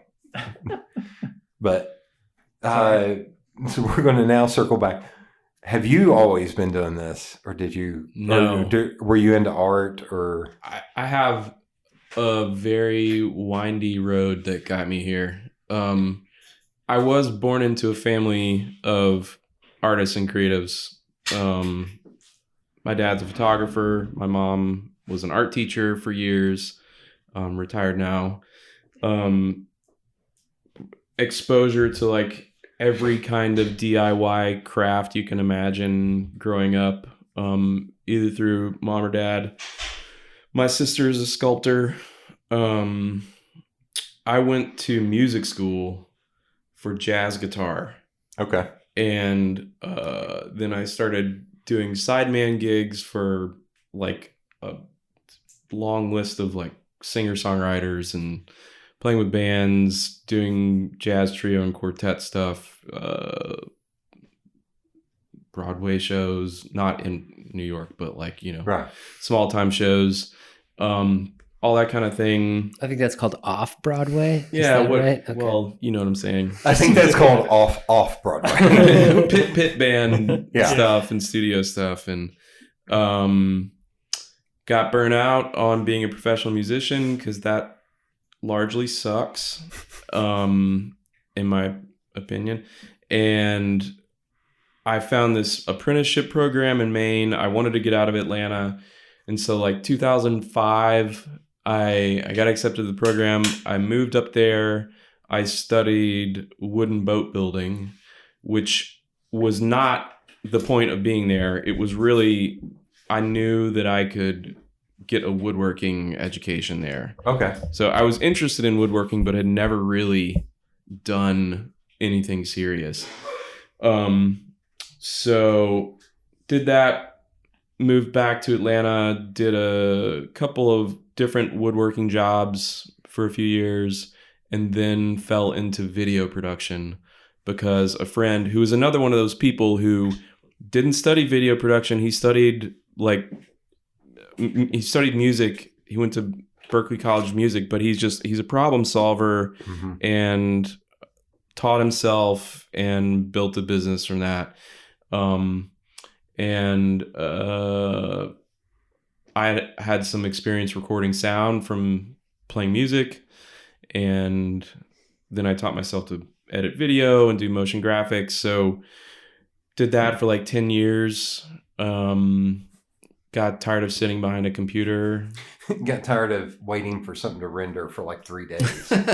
That and like editing videos and being the last person in a chain of decision by committee. Working with marketing and, those assholes. And so I had tools that I had amassed over 10 years after boat building school, and decided to create a website and a business and just make some things and start trying to sell them. And that's what I did. And what made you land on what you're doing right now? Which one of the things I'm Chip doing carving. now? Talk about chip carving, Yeah. Daniel. Yeah. It seems so specialized. I saw Yeah, some it of is. it. It is. So- It is a pretty niche thing. Well, when I was living in Maine, I bought a book and a set of knives for someone for Christmas who never used them.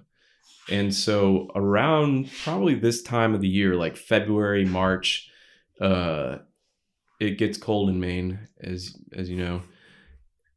I broke them out and I was like, I'm going to learn how to chip carve. And so I taught myself, and it's something I just did. I made gifts and stuff. And You made gifts or gifts? For gifts. Like to give to people. Yes. Not gifts like Well, he can do both. I can do videos both. without He did sound. motion No. graphics, so he can do Gifts. both. Excuse me. And when I moved to Knoxville, actually, I had basically almost stopped editing video because I was editing video while living in Maine, receiving hard drives in the mail, tired of doing that. So when I got to Knoxville, I had almost completely stopped doing that. Had the woodworking website, Saturday Box Company, going, and but I needed gigs. And I didn't, in Atlanta, I would have just called my friends in video production and said, hey, I'm available. I didn't have that opportunity here, that luxury here. So I started teaching chip carving classes and booking classes and traveling around mostly the South, but also up into New York and Massachusetts. Where did you teach around here? Well, the first 2 classes I taught were in my basement. Okay.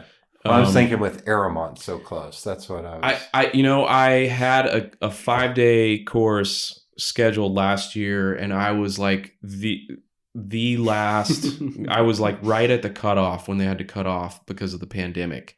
So I think my class was the first one that was canceled. The class is starting that week. So I was up there for a week in January for a thing called Spentaculum. Yeah. And it was insane because I still keep up with most of the people in that program and other programs. yeah, And all of us have been like, that was 2 years ago, right? That wasn't like a year and a month ago. Right. Like, it feels so But it was right before everything Yeah. started falling apart. Yeah. What is Good times. Spentaculum? It's a week-long immersive program with different disciplines. Uh-huh. And I was in the 2D. And a huge party. Yeah. Yeah. Oh, I was the only person from Knoxville there, Right. which blew my mind because I was taking them up the strip in Gatlinburg and be like, you should have seen this shit when I was a kid, man. It wasn't this. And everybody there getting hammered off of moonshine. I was like, oh, you pansies. Me sitting there drinking it going, this ain't real moonshine, you motherfuckers. You ain't going to drink yours, give me yours, motherfucker. Like, just You make it- are over 8 feet tall, though, to be fair. to be fair. Yeah. Yeah. But it's week long immersive. There was a woodworking. There was the metalwork was a lot of like jewelry making, fabrics, but it was like week long. There was a writing program, 2 different ceramics, and it was just like week long. You're just immersed. They feed you 3 times a day. It's invite only. I still can't believe I got invited to it, to be in the 2, because everybody in there were all people with masters who were professors and stuff. I'm like, fuck, I'm a dumbass. Like, what the hell am I doing? And some of them were like, oh, okay, here, I'll show you how to do this. It's like, I asked one of the people, I was like, how did I do screen printing? I was like, I haven't done this since high school. And she was like, oh, okay, here. And we took a day and I made a printed piece of a donut. Like, it was amazing. But it was great. It wasn't, there wasn't really, there was a main person in each program, but they weren't teaching anything. It was just kind of do whatever you want to do.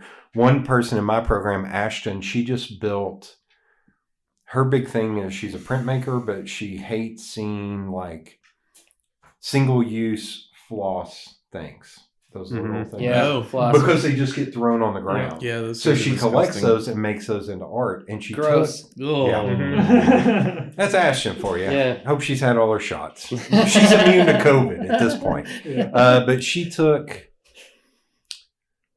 I'm trying to think, I don't even know what they're called. But if you've ever seen a box of paper and it has that plastic thing that wraps it to hold it tight, it's just a plastic stripping. And they use it in shipping all the time. Yeah, we've But got a bunch. she here. made this giant like blanket on the wall. That's the only thing she did for the entire week. So at the beginning, you got to see like one piece, and at the end of the week, it was 7 foot by 7 foot.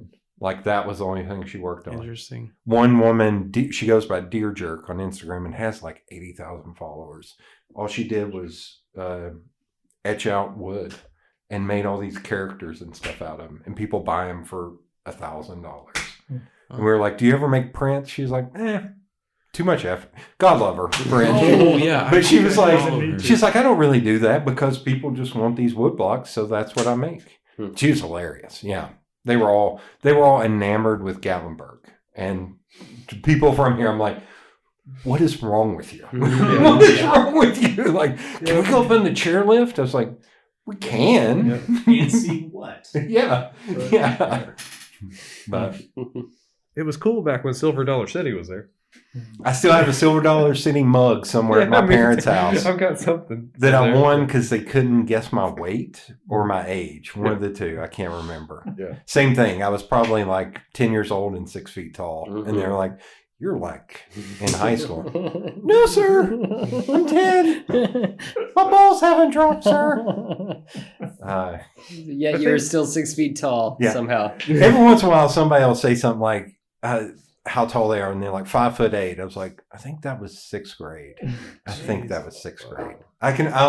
The first year I played football was the first year I actually had to pay attention to my height and weight. And I was 6'1", 215, I think. Yeah.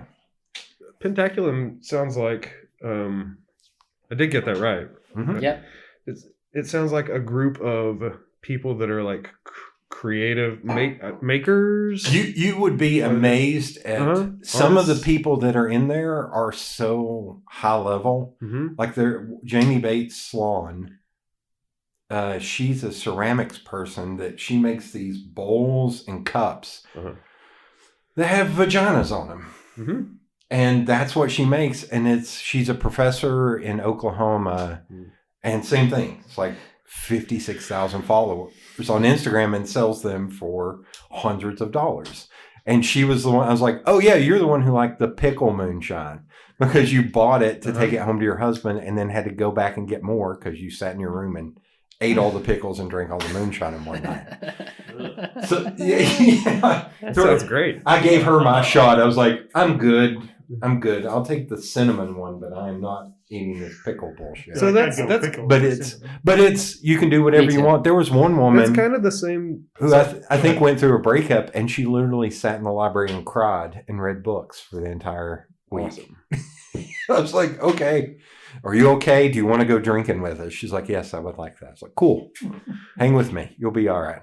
So it's like a collective or a collaborative or both maker creative retreat sort of situation. Right. Artist That sounds craftsman. awesome. And in a lot of ways, it's kind of like what has ended up happening here is like we're all creatives that are just trying to figure out how to make money for us. Right. And we have like slammed together Take in turns this space. crying. Yeah. And In that the ends up- library. yeah. In the library. That's Or been a the big conference room. resource, the crying circle. The crying circle, yeah. And It's been really helpful. and that's some of the it's very similar to think about that and see the benefits here. Like we have that collaborative sort of Right. 365, 24/7. right. It's not a week. and It's- if Josh wants to go have his cry time Yeah. in the conference room, then that's fine Yeah. too. I don't know why you singled him out, but I mean, Well, whatever. I do the most crying. does the most I mean, crying, and I yeah. do it in different places in the shop. So We've had to isolate him to the conference. Do you have like a punch card? Once you hit every room, you'll get a free sub or something. there's a code that Yeah. goes out in the group text. It was Yeah. the last night was Friday night, and we actually left our program and went and saw what everybody else was doing. The woodworking one was nuts because I was expecting to go in there and see cool. Like, no, like it was the most random artistic shit to where I was like, this is what you've been doing.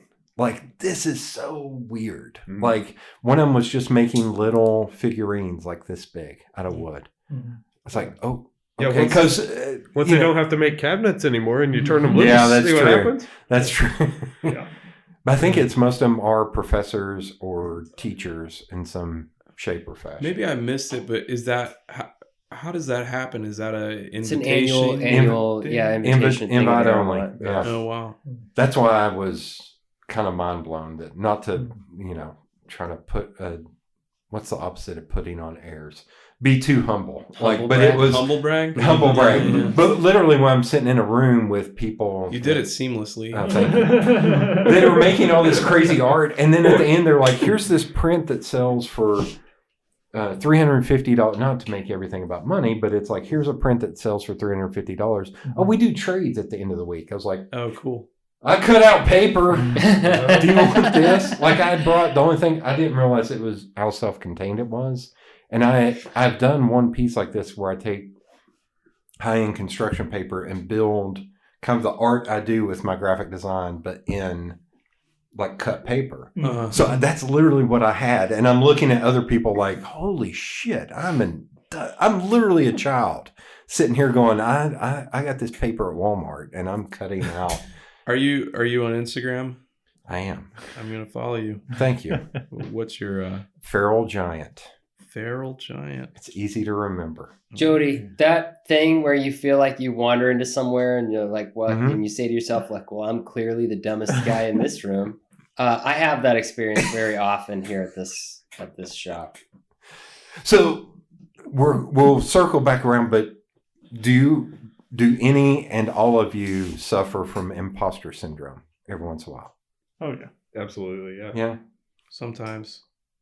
I hear actors saying that all the time, that they'll be on set and they're always expecting somebody to walk up behind them and tap them on the shoulder and go, you're not supposed to be here. Yeah. And dragging them out. Oh, Right. Even people like Tom Hanks, big time people are like, it feels like every once in a while I'm still stupid. well, so I have that feeling sometimes when I am teaching or I've done presentations, or like the first time I taught a class about chip carving at like sort of a relatively high profile woodworking Right. center or whatever. But I think it's because it feels weird to make authoritative statements about something that people have always done and would just, if it disappeared from the planet, somebody would figure it out again tomorrow. Like it's a folk art, you know, and it's can be done at a really precise, high, you know, degree of finish and fineness, but somebody just you'll eventually just chip carve, like if you're sitting there long enough, you know, with wood and a knife, like you're just gonna figure it out. I mean, people do it on park benches and shit all the time, and it's really just the same thing. So it feels a little bit I don't know, awkward to be an expert in something that is kind of just like a necessary product of the way humans behave. They make marks. They use material and tools to make marks. Wood is a material. Knives are tools. Almost everyone has the material and the tools. You're going to make a mark in wood at some point. So yeah, a little bit. So it does feel weird to sort of propose to somebody that the situation that you're an expert who's going to tell them about this, where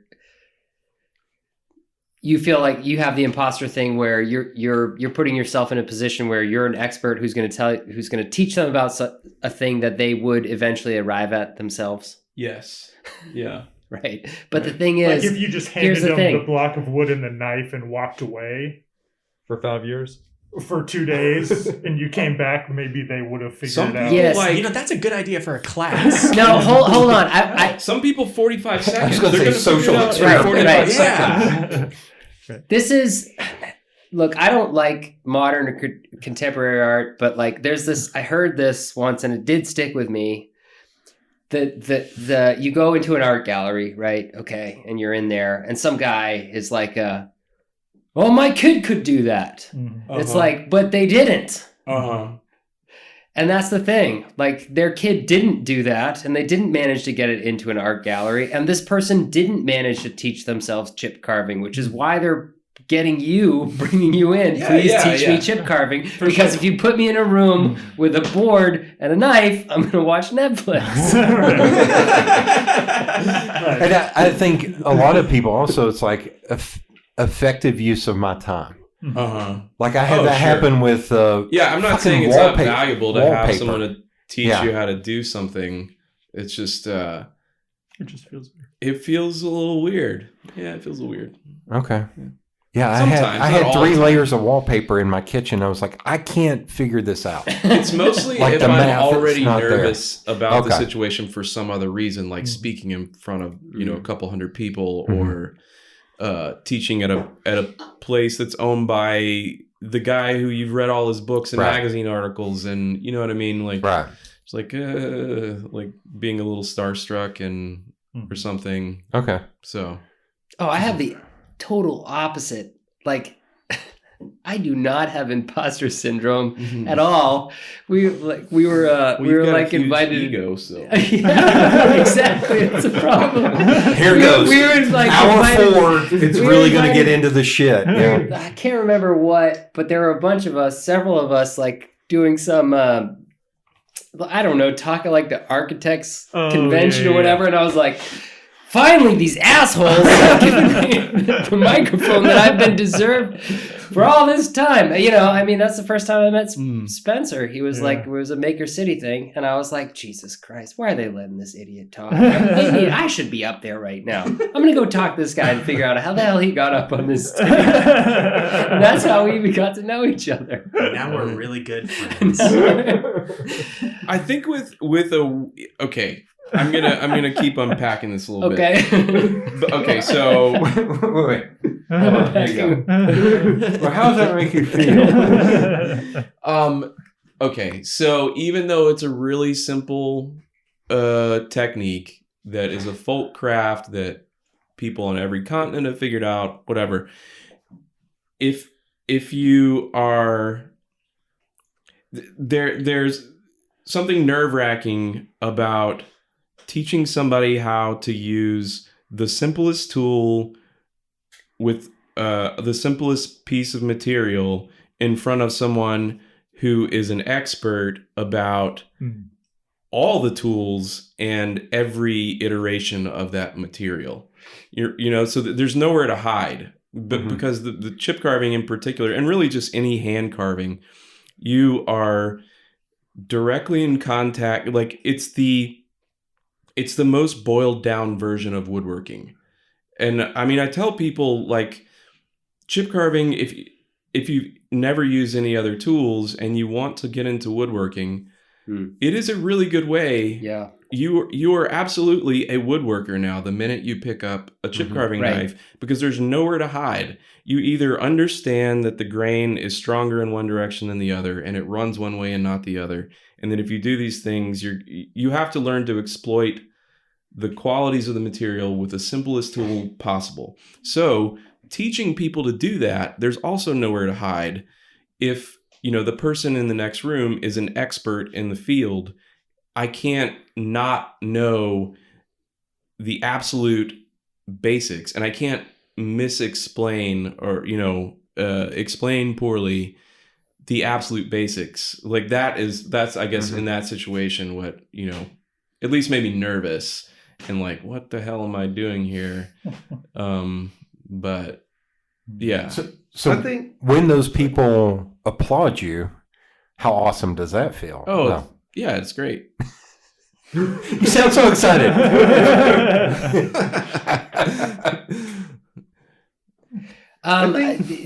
Pure fundamentals. Wait, Tony's got something to say. I do, Wait, but I'll wait. We'll get there. You're talking about pure fundamentals, right? So for the chip carving, it's like a knife and a piece of wood, and that's that's the single. I'm curious about this because my first thought was like, no, that isn't all pure fundamentals, because there's the question of like dimensionally constructing things, which is also a woodworking thing, which is why you also have the shaker boxes stuff that you do. Right. So what you've got to do is you got to intertwangle those things. Chip carving and shaker. Yeah. I mean, I like that word. That's very Intertwangle. I stole that from a folk artist who lives in Georgia. Yeah.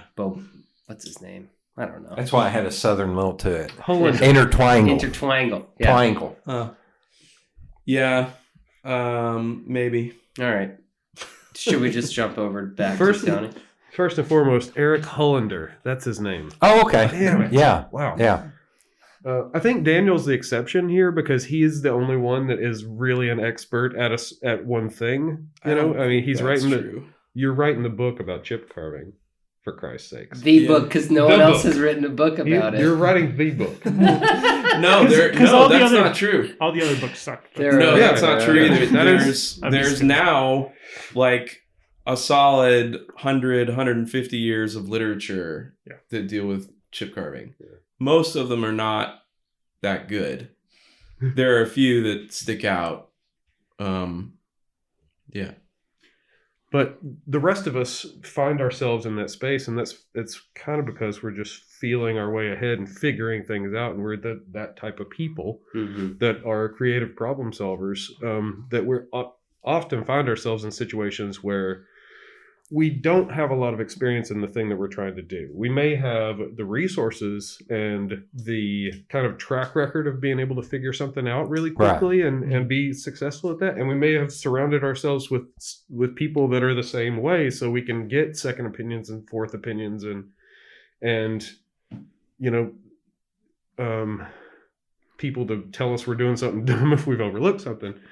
But that kind of creates a situation for myself anyway, where like oftentimes, you are pushing forward and driving forward, but you have to ask yourself, wait a second, why are these people trusting me to make this? Or why is this person listening to me about this, And like, that is It definitely is. Never enters my mind at all. And Josh is not this way. Well, you need the one guy. That way. The one guy who's like, screw it. I know what we're doing. We're just going to move Like, forward. all I Yeah. need you to do is get out of the way Josh and let me is- solve this for Yeah, you. Josh is burning with the fire from within. He's like, just let me go forward. I heard that Bruce Springsteen song too.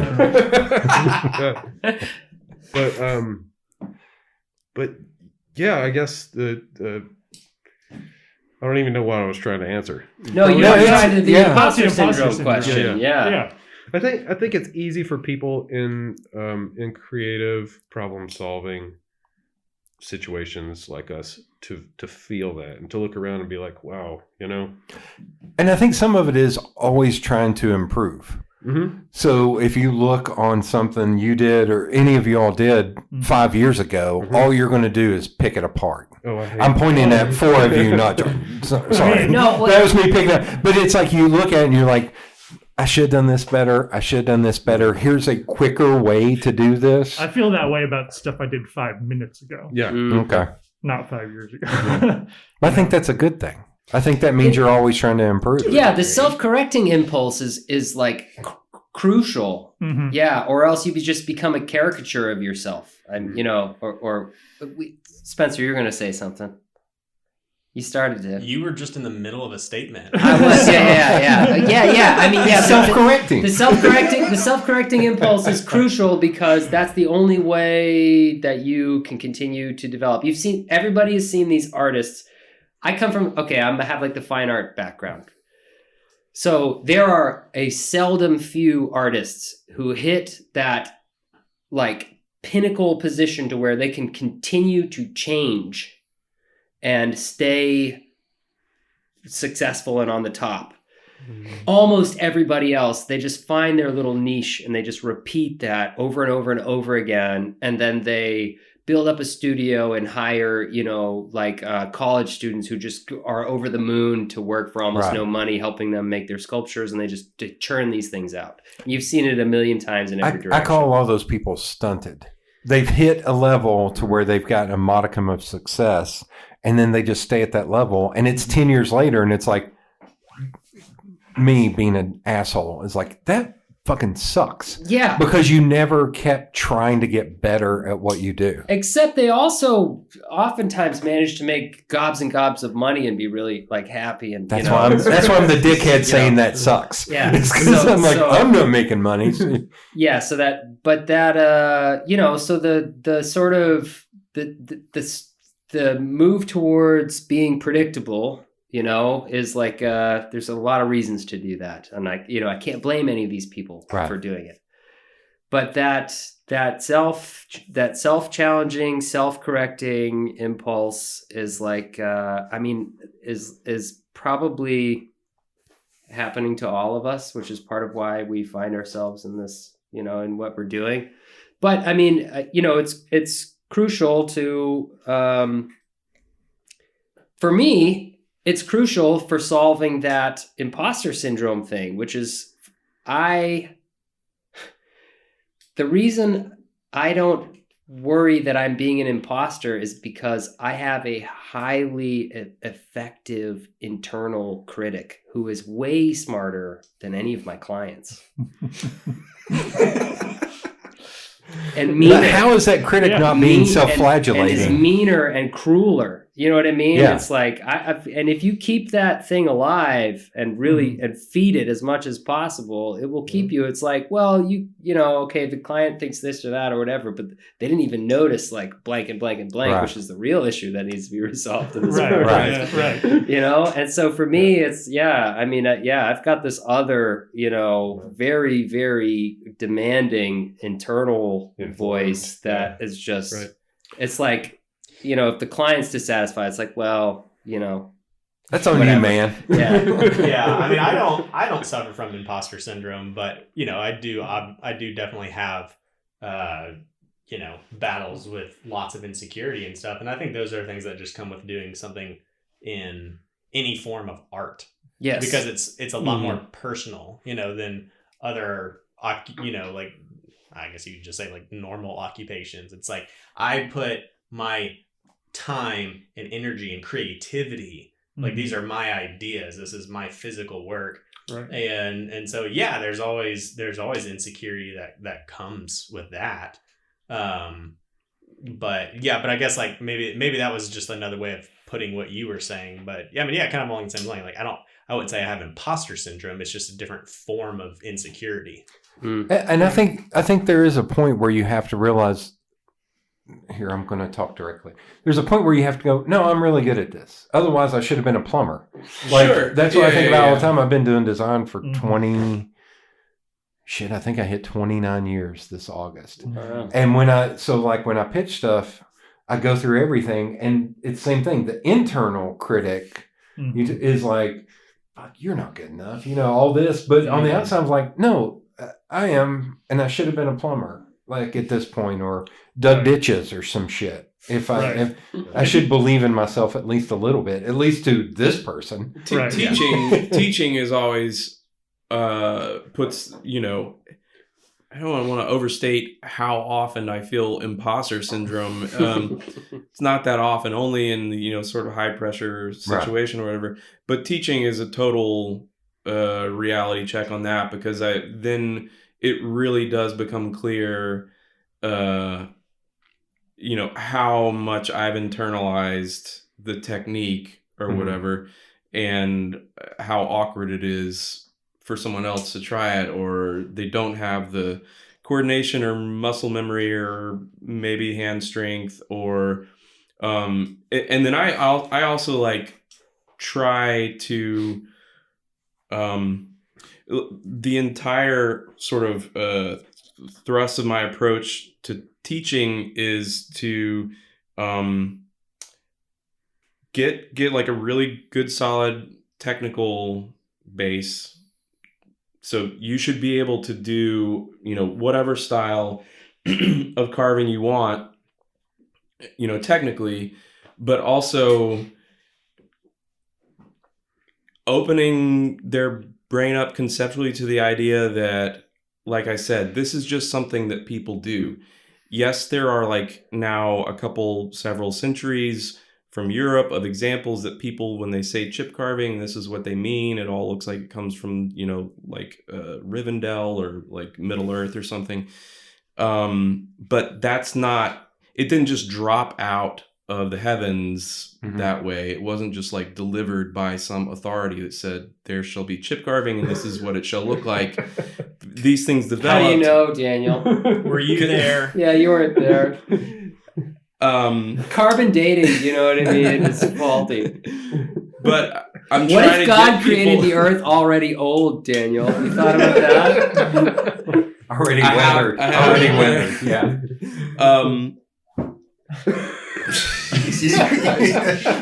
That just devolved. I love it. So trying to break people out of like rote technical thinking is the goal. Okay. Well, I also feel like with teaching, here I'm going to get pretentious or whatever. You can also sometimes see the spark in the person where it's like, oh shit, this is what I want to do. To where that's a good also reinforcer to what I know what I'm doing. Like, does that make sense? Yeah. Do you see that often or? There's usually like one person in the class who gets it right away. And I can tell that if they wanted to, that they would be successful. And then there are people who don't ever get it. So yeah, both. You see both ends of the spectrum. So Josh, you think carbon dating is a myth? Again, hour 3 on this really becomes like a hardcore. Well, if we get into hour 4, I'll tell you exactly why I can answer all those questions. We have other things to talk about. Yeah, I know. No, I was like, that's the stuff that it's going to be later Instagram DM. Hey, man, can you cut that shit out in hour 4? I kind of went a little too real. Like, okay, I'm going to keep. We're still going through. Do you need to bail? I do, actually. Okay. I probably soonish. Okay. That's it. It's just I just me need and dinner. Tony. Well, I already missed it. Baby's asleep now. So. Wow. Oh, don't want to miss the baby. So Jody, yes. we'll try and speed through What my upbringing, how I arrived. Let me tell you about my childhood. Yeah, I was like- born at 9:30 on a 60-second or do pitch. we want to flip from this side and go this way? I mean, what? Wait, what? Like, how did you always, were you always involved in art, or did you start at a young age, or were there people around you that kind of led you to? Whoa, we're really circling back. Yeah. Okay. I never forget right here, man. So let's see. Yeah, my. Is it okay if we all go pee and get beers while you Go Yes. for it. Okay. That way you won't butt in while I'm talking. Wow. Our four's getting saucy, man. So yeah, Alex again. My mom had a kind of design background. She studied and taught interior design for a while. So there was always that kind of appreciation for modern contemporary design stuff like Okay. that. Alex knows a lot about woodworking. Oh, Jesus. That's just going to go from mic to mic to mic as it goes. I'm going to have to go in there and be like, oh, shit, it peaked on this one, it peaked on this one. Okay. And then, yeah, I always had kind of Go for it. Go for it. No.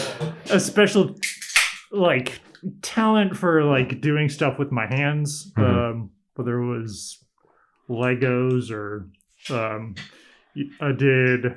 So my first car, my grandfather and I, like, it was an old Mustang 2 that he had, and we took the engine out and put in a new rebuilt engine and did all of this work on it.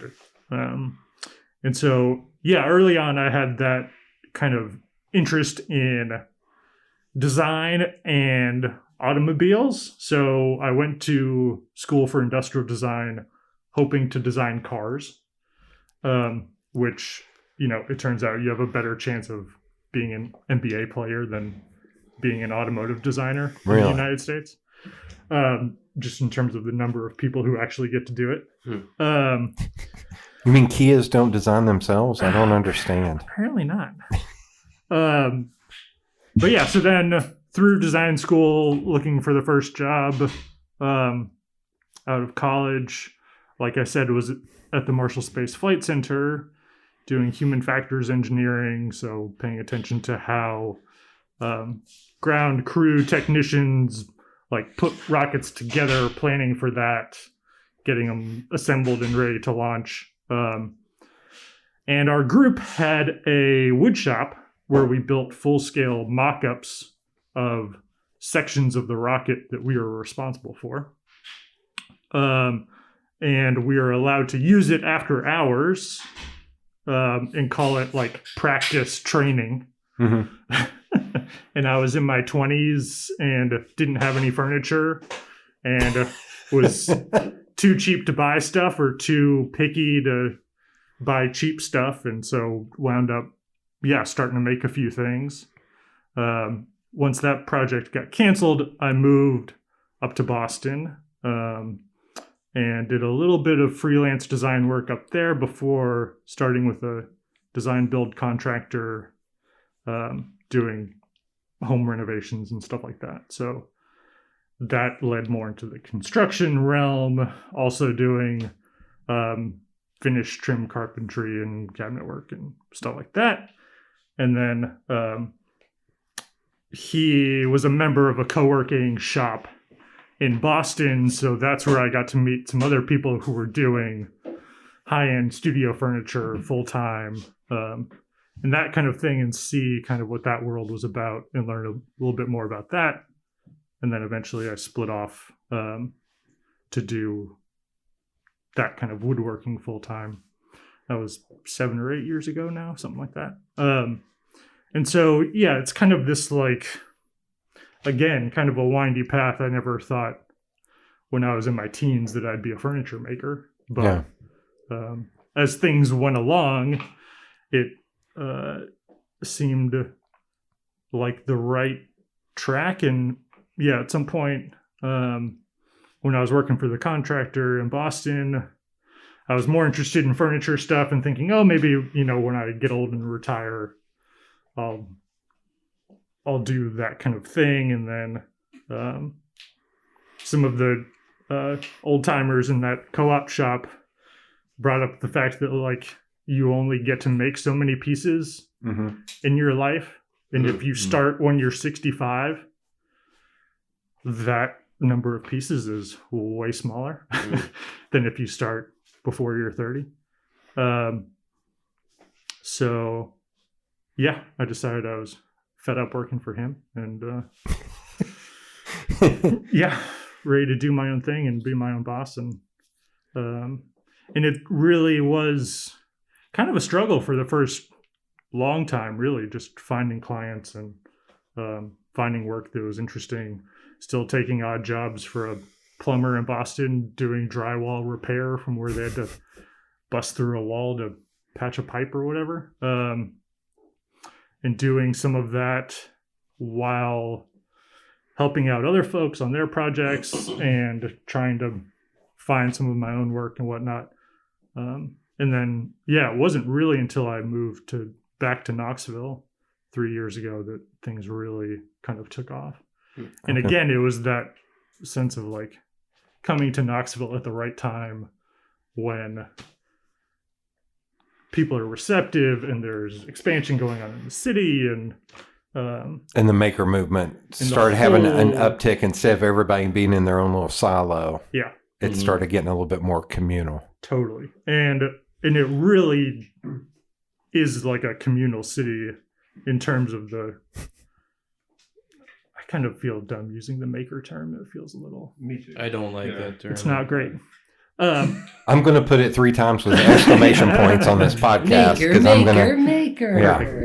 Yeah, the makers. Maker, I don't know. It feels like somebody in their garage. It's an economic, cultural movement that, you know, I feel like it co-ops some of the something that's always been there anyway. I mean, there are people who, you know, are chair makers. They studied this particular sub-discipline of woodworking. They're not makers in the sense that word gets tossed around a lot. You know, there are disciplines that are hundreds and hundreds of years old that some of us have decided to, you know, it's not the same as reclaimed jewelry. Right. No offense to reclaimed jewelers. Right. Yeah. The term maker feels a little craftsy. Yeah. You know, a little amateur-ish. And like, it also at the same time it feels like you're trying to glorify manufacturing jobs. You know. Yeah. So like I'm a maker. I work in a factory. You know? Yeah. So I think there are multiple reasons why we're uncomfortable with that term. Yeah, this is a little hobby horse we could ride for a long time. Yeah, this could lead to hour 6. So before the people who got a jet, because you two are going to stick a little bit, so I can get into your art history. Yeah, because I got to allow you at least 45 minutes to talk about that. I'm just kidding. And I just want to be for any of those who got jet. It seems like for a long time, mentorship and apprenticeship was a huge thing, and then it just disappeared. Do you think having a space like this, do you think this is creating an opportunity to kind of bring that back? Oh, absolutely. I mean, that's definitely one of the big aspects that I want to get to with Able Trade is, you know, because I, for a very short time, you know, mentored with a cabinet maker and, you know, and he's told me many times that there's, you know, at least in his perspective, that there's not hardly anybody going into this craft. Yeah, there's a generation gap.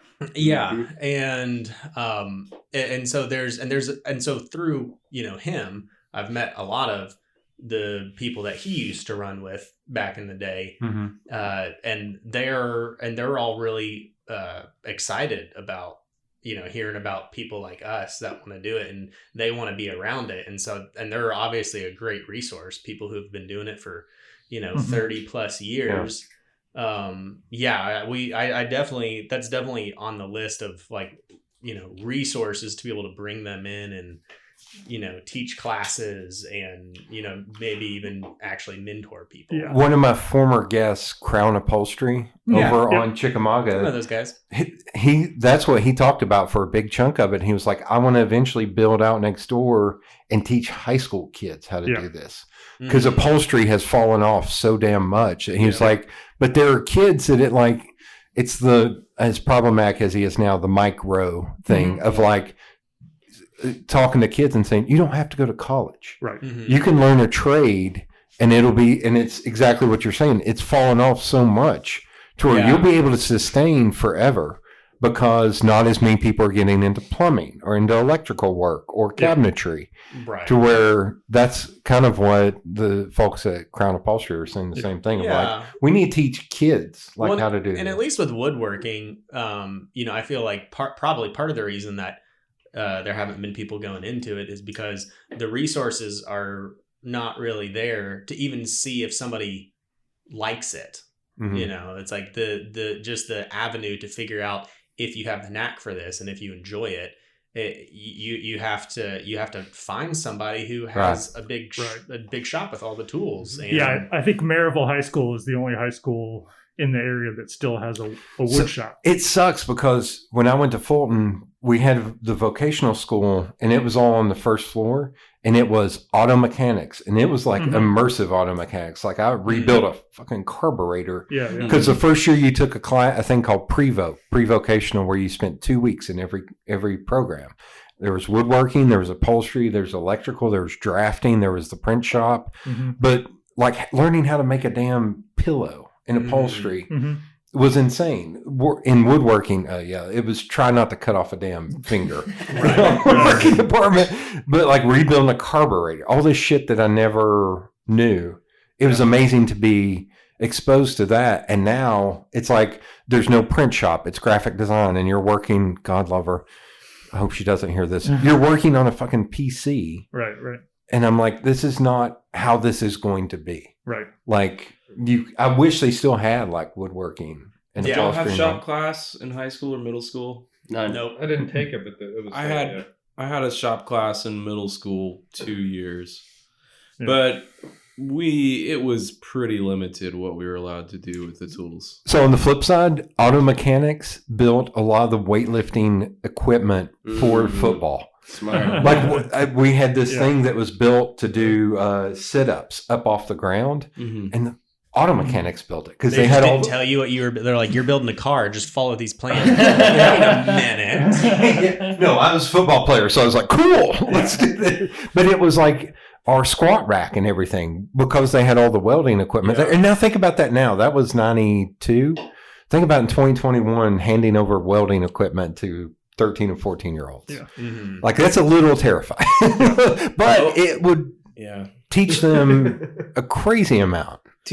That's the other thing I noticed teaching classes is that most people, unless they're already a woodworker or do some other sort of hand-eye heavy thing, Right.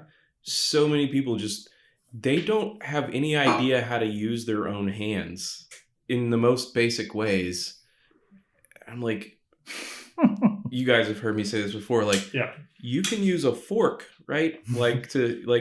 So you do have the capacity for it is there. Like you can write your name, you can use a fork, you can like train your muscles to do things, but anything outside of those basic things, like people Well, not to sound like an old man, but when Dance Dance Revolution was a big thing, I was like, I can't imagine doing this when I was 8 or 9. And these kids are fucking masters at this. Like, how do you then port that over to something?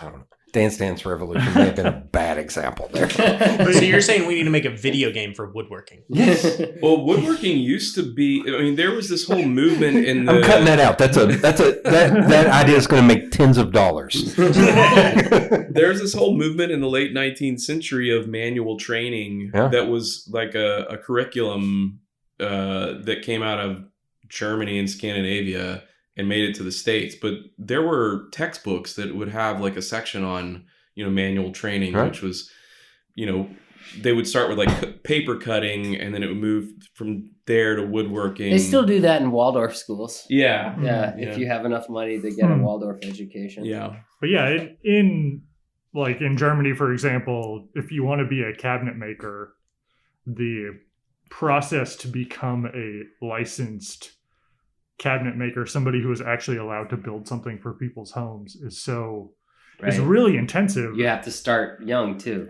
You start young, you apprentice, you do this yada yada, and so yeah, I don't know where I'm going with that exactly. Is there like mentorship and apprenticeship in that, or is it Yes. schools to learn? Yeah.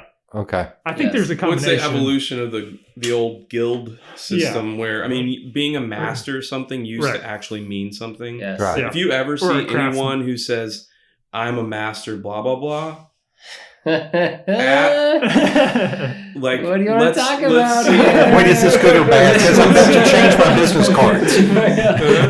Let's see the credentials from your guild. Oh, damn it. Right. Well, I'm a designer. I can illustrate a fake guild Master that I can. designer. Yeah. But yeah, I see these people sometimes on Instagram or whatever, and they might have, tens of thousands of followers or whatever, but they're a contractor and they'll say like master carpenter. Maybe they mean like I'm the head of this business. I own this business.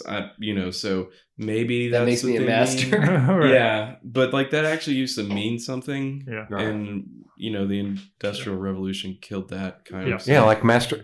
There's a guy I knew in college. His dad was a welder at what was it called? It was the mental health facility that is now a park Oh. in West Knoxville. Oh. Starts with an L. I made us all lose it. I was actually just talking about it the other day. And now it's Lakeshore. gone. Lakeshore. So he was a master welder at Lakeshore. And I remember looking at my buddy and going, what the fuck? I don't know anything about welding, so maybe that still has some sort of like. I think if you're in a union, maybe, or if Yeah. you go through a certain. Yeah, like there's the There's Pipe Fitters schools for Union welding. on Broadway Yeah. next to WATE. Yeah. I'll always look at that building and I was like, man, that's a gorgeous building. Yeah. Too bad this is what it's been, no offense, but too bad this is what it's being used for. Like, If the Industrial Revolution kind of killed that off, then the Information Revolution is killing off the trades, or has already killed off the trades for younger kids now, because it's just kind of been assumed for the past 10 or 15 years that robots are taking all these jobs. Right. Right. And that's why we're not teaching any of the trades or welding or shop class or anything like that to kids now. It's just assumed that those jobs won't be there. I want to jump in Or- on that. Please. can people- I I don't throw want- in do y'all know Mike Rowe? Yeah.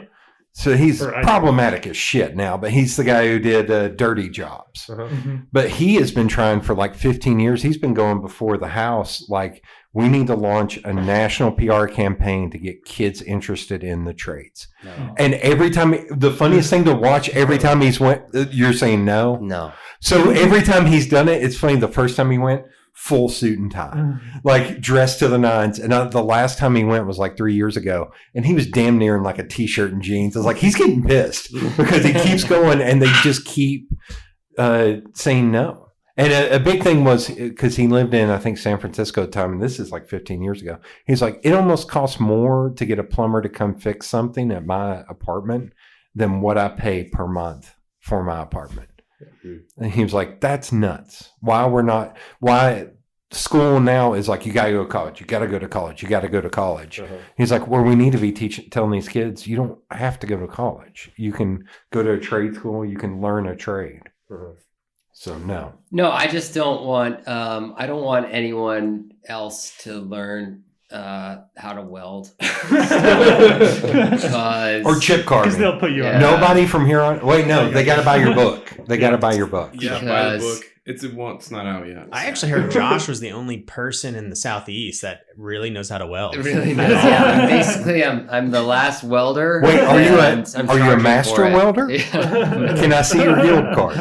No, I am not. No, yeah, I there's a part of me, I know this doesn't work for everyone, but there's a part of me that I sort of glory in the how expensive it is to get experts with their hands to do anything, Mhm. because Uh-huh. everybody else who was like, you know what, no, I kind of like, I would just want to sit at a desk, and like I like sitting, and then I want to go exercise and do fun stuff after work. A lot of people did that. And That's the whole craft beer revolution right there. And so now there's nobody left who's like, yeah, I like doing things and like getting tired. I was that guy. Okay. So I'm in the I like getting tired bucket of people. And weirdly, nobody expected this. When it comes to welding and cutting up steel, you can make a lot of money at that just because there's nobody else who will do it. Yeah. Yeah. So for me right now, okay. In I 15 think this, years, there. I want this trade education to happen elsewhere, but in terms of just Knoxville specifically, I would like it. Yeah, if nobody else would learn how to weld, please, because I'm being paid way too much money. Oh my god. I would say that we are looking for help for labor, and what we. Oh, absolutely. Yeah, we don't want people who just want a 9 to 5 or whatever, or a couple of part-time hours and come in and do a little work, but we want people who want to learn what we're doing. All joking aside, this is like a thing that we all are really passionate about and do want to pass on. And there is enough work to go around. So, yeah, if you're out there or anybody who would be seriously interested in making make a commitment to learn, to train, and to get really good at something, then let us know. Do you think any of those people are still listening at this point? No, you should probably put this part within the first 15 minutes. Yeah. Or if what we have talked about for the past 3 hours, if you're still here, then you would probably fit in. Right. If you've bailed, then you won't have any fun here. Because we all normally sit around and talk for 3 hours. Yeah. If we have time. What should I call this episode? Not a makers. Autodidacts. Will people understand what that means? Doesn't matter. Making your own way. Making your own way. Okay. Wow. Making our own way. Yeah, I like it. That's great. I don't know. That's good, Tony. Wow. See, here's the thing. We have a matching problem. Of people who are good at, have interests and finding where to put that. I was shocked to hear Alex say that he wanted to do automotive design, because I know Alex. He makes beautiful furniture. Mm-hmm. He drives an old baby blue 4-cylinder Honda with a roof rack and a tow hitch on the back. The guy clearly does not give a shit about high-end cars. Right. So he had a matching problem, which was there was something about designing cars that was interesting to him, that he thought, yeah, I could make a living doing that. It's a thing. People design cars and then people buy the cars. Uh-huh. He clearly has no interest in the design of cars. I know that because I've seen his car. He just wants the car to work. So that is like, that's this matching problem issue, which is I have an interest and an intuition about things and a desire, and how can I make my way through life with this? And like that, the matching problem, that's what we're all been talking about. Okay. This whole time. Okay. That makes sense. Yeah. It's Daniel was a jazz musician. He's barely 5 foot tall white guy. He does not need to be hanging out playing jazz. Or maybe he's the perfect person. Or he's perfect. Yeah, he's exactly. perfect. Okay. Yeah. Okay. We'll go back to, did you do art as a kid, or what kind of got you into this Craft World. Oh, yeah. Craft World, but I spell it with a K, like craft work. That was the question. So I grew up in a tiny town with a lot of advantages that the people around me didn't have. Mm-hmm. So I was simultaneously the guy that was good at art, the artist, the guy that was good at math. I was the guy that was good at science, and I also played basketball and soccer really well too, Okay. I had a lot of advantages, and I was interested in everything. And I loved learning and figuring things out, So as far as like an art background, I tried out many different things. Like I've oil painted, I've written things. I used to go to poetry readings. I definitely feel like a jack of all trades, in not just in this area, in all areas, but in the art world, I feel like I've tried everything out and not mastered anything. I know just enough to be a good critic, Mm-hmm. I know what I consider good, and I know that, or I think I'm a pretty good judge of that, Mm-hmm. and I know what I like, and I also like,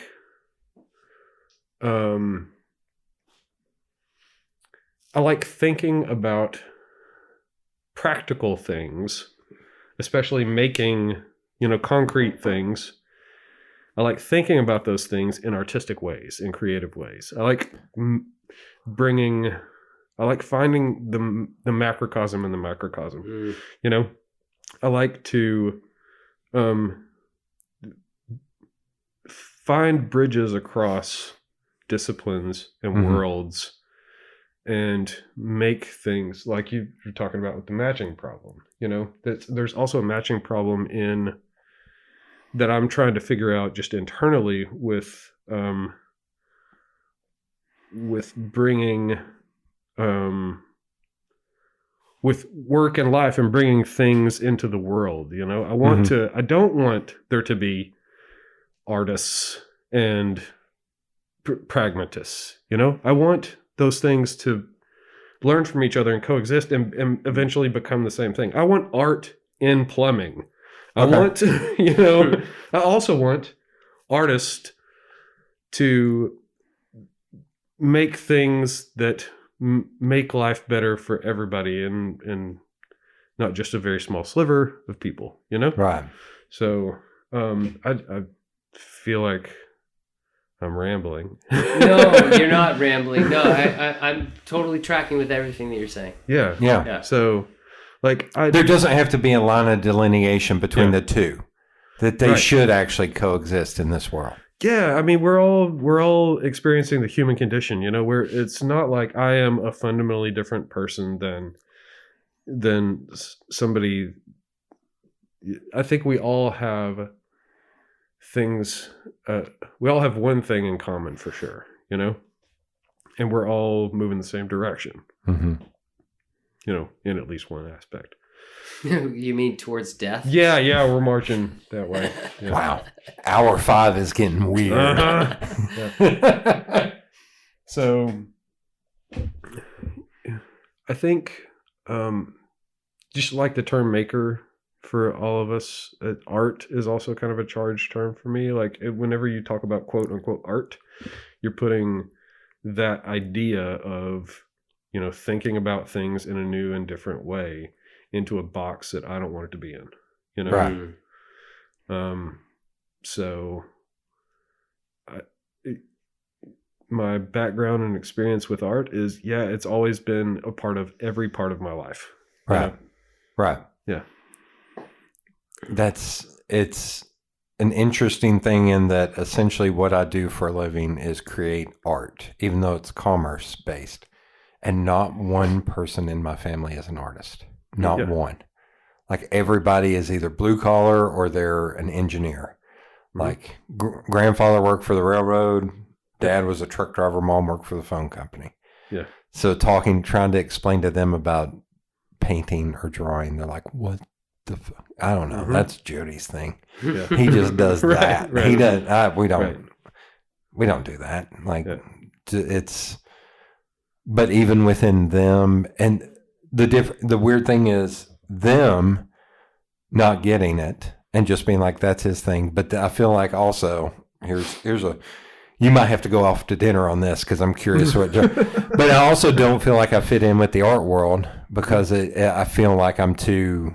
I hate the term blue collar, but I joked when I got out of high school. I was like, if I started my own design firm, I'd call it blue collar design because it seems like everybody else is like wearing a fucking beret, Right? and a cigarette. Or whenever I do some piece of art, I feel like it's still not, maybe not on their level, but it's not taking as seriously as somebody who's like, well, I have an MFA. I was like, okay, but somebody who went to high school can be an amazing illustrator and work at Denso, making auto parts and still be an amazing painter. Does any of that make sense? Yes. Yeah. It's the weird world of art. One of my best friends works in Walland, which is tiny town, and he works with a guy that's a country guy that makes like these little enamel pins. I don't know the guy, but I've heard the story. Makes these little enamel pins that are just like fantastically artistic and creative, and it's not what he does or what he's known for. Right. It's just a thing that he does in his spare time, and he's just an old country boy that works at a meat processing plant. Yeah, it's wild in that, like, I feel like it's the same thing with music in that one of my buddies, it's the same thing. His uncle, I don't know, he works at a manufacturing plant or something, but he also plays bass, and he's down in Sweetwater and Madisonville, and all he's played in is cover bands. And so when my buddy was learning how to play something on the guitar, he was just like showing him how to play it, but he was showing him like the technical way how to do it. And he was like, I just play in bars. Here's how you can do that a lot easier. And he hit like a chord and just did this, and it made the exact same sound. I was like, that dude's a genius. Like, that's insane. And my buddy was like, yeah, he's been doing it for like 50 years. I was like, but he, his daytime versus that are two totally different things, to where he wouldn't see it as, I am a very good musician. He's like, nah, I just play in bars, play cover songs. Here we go. I'm turning it over to Josh. Here we go. What? I'm tossing the ball. What? I have like any number of things to respond to here. Yeah. You're going to have to prompt me. What do you think? Is there a difference between the real world and the art world? No, because, it depends on what you mean by the art world. I knew this was just going to stir the pot. Yeah. So it depends on what you mean, but so the art world, it's like let's just guess. I'm going to guess what you mean, which is like works of art by known artists being sold galleries for or lots critics. and lots of money. Yeah. Okay, so that is just an extrapolation of the narrative quality of consciousness, which is that we are all telling ourselves stories about what we're doing all the time. Right. And the story is actually more it's not the story quality of consciousness is not like an illusion. It's foundational. Yeah. And so people have figured out that story quality, like someone buys a painting, they look at the painting, there's material spread over a canvas and whatever. Like that means nothing. It's the story about this, which is this is a famous artist that's been, vetted by so and so. They're better than this and that. Somebody else would buy it for this much, and I bought it for this much, et cetera, et cetera. Or this symbol means this. This means this, is and that related- means that. yeah. Yes. So we are in a symbol, we are fundamentally symbol-driven creatures because we use language. So we have our there's the survival need, which is not symbol driven. I need food, I need water, I need air, I need sleep. Mm-hmm. Everything above that is narrative. And we are all living in a narrative existence because just surviving is not actually anything we have to think about, which is great. And I'm really, really Right. thankful for that. So there are still some people alive now who have to really think about survival, and that's bad. So we have to solve that. Yeah, probably just down the street. Yes. Well, not so, well. Anyway, we can get into that. Yeah, But yeah, yes. They're out there. They're dwindling, which is good. That's good news. Like the people, absolute poverty is diminishing really quickly on Earth, which is great. But once we transcend the survival mode, we move into story mode. That's just what we do. And so art is a weird manipulation of the story imperative, right? Because once you're no longer trying to just get enough calories and safety to survive, you have to describe to yourself why you're doing this. And so we put in stories. And so art is there to that's the new food, is art. Okay. Yeah, or meaning. And that's natural and that's real, and I think it's good, okay? Because let's say we all decided that once we were no longer working on a scarcity model, right? Which is that we all have enough, okay? And then we say, well, what kind of world do we want to live in? Let's say that we all decided we want to live in a beautiful world. We want to live in the most beautiful world possible. I believe that motive could bring along with it everything else that we want, which is justice, which is equity, which is meaning, which is something to pass along to our children, etc. Right. So because I do believe that beauty is at the heart of justice.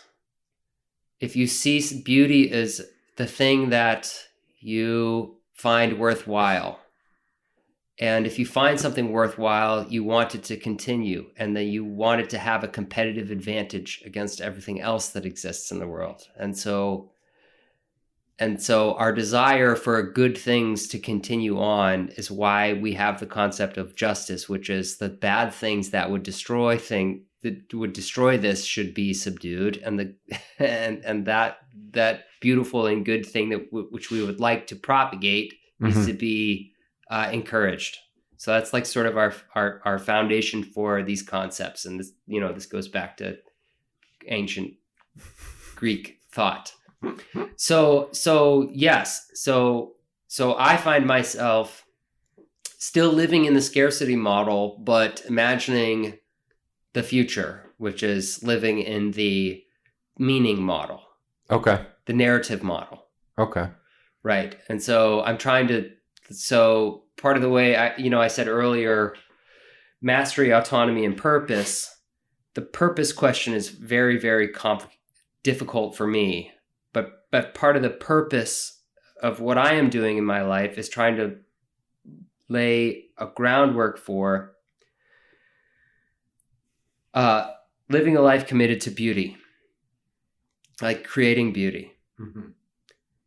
Because we're going to get there. Like scarcity will be eliminated. We may have to fall back a little bit as a species, but it'll get there. We'll get to the point that just trying to survive, trying to get enough calories, trying to get enough safety, trying to get enough rest, that will be solved. And then we'll be left with, well, what do we do now? And so the purpose end of my life is to trying to model what does a purpose-driven life look like? Even though I'm still existing in a, I'm still trying to feed myself. We all are. Yeah. Right. I haven't hit the Bezos level Yet. You got to end every sentence with yet. Yet. Hell, I'd just be happy with like the, I'm trying to think of somebody I can pull that would be simple. Randy Boyd level. How about that? Keep it on the local level. I'm just trying to hit the Randy Boyd level.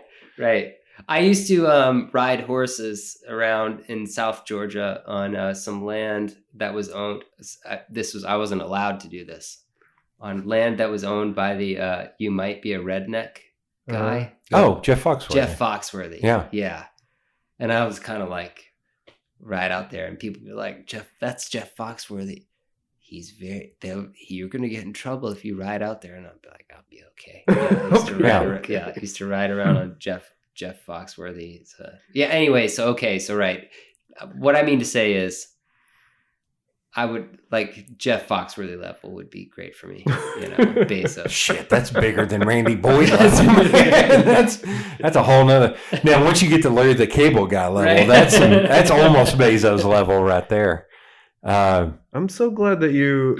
I've been thinking about like how to communicate about the scarcity model. I'm so glad that you brought that up too, because that's one thing that we've really had to address here, and that's kind of that transition is one of the things that's made this happen, right? Yeah. So all of us are kind of in the same. We build custom stuff for you. Mm-hmm. In across a variety of materials and disciplines, right? We're all in that same business, right? So if we have this philosophy, if we're working on the scarcity model, we're all competitors, right? So you would never want your competitor right next to you using the same tools, hitting the same market or whatever. So the thing that makes this work is that we don't operate on the scarcity model. We all here believe that there's more than enough work for all of us to go around. We each have our individual flavors and have our, differences and our styles and even schedules. Maybe I don't have time to do something, but somebody else next door does, Right. So if you get away from the scarcity model and think about, there's more than enough work to go around. And the guy that kind of does the same thing as you next door is actually an asset, and you're an asset to him instead of a competitor. We're not competing over anything. We're contributing to each other. There's a group called the Rising Tide Society, and their mantra is community over competition. Yeah. Yes. Yeah. And they they just live in that world.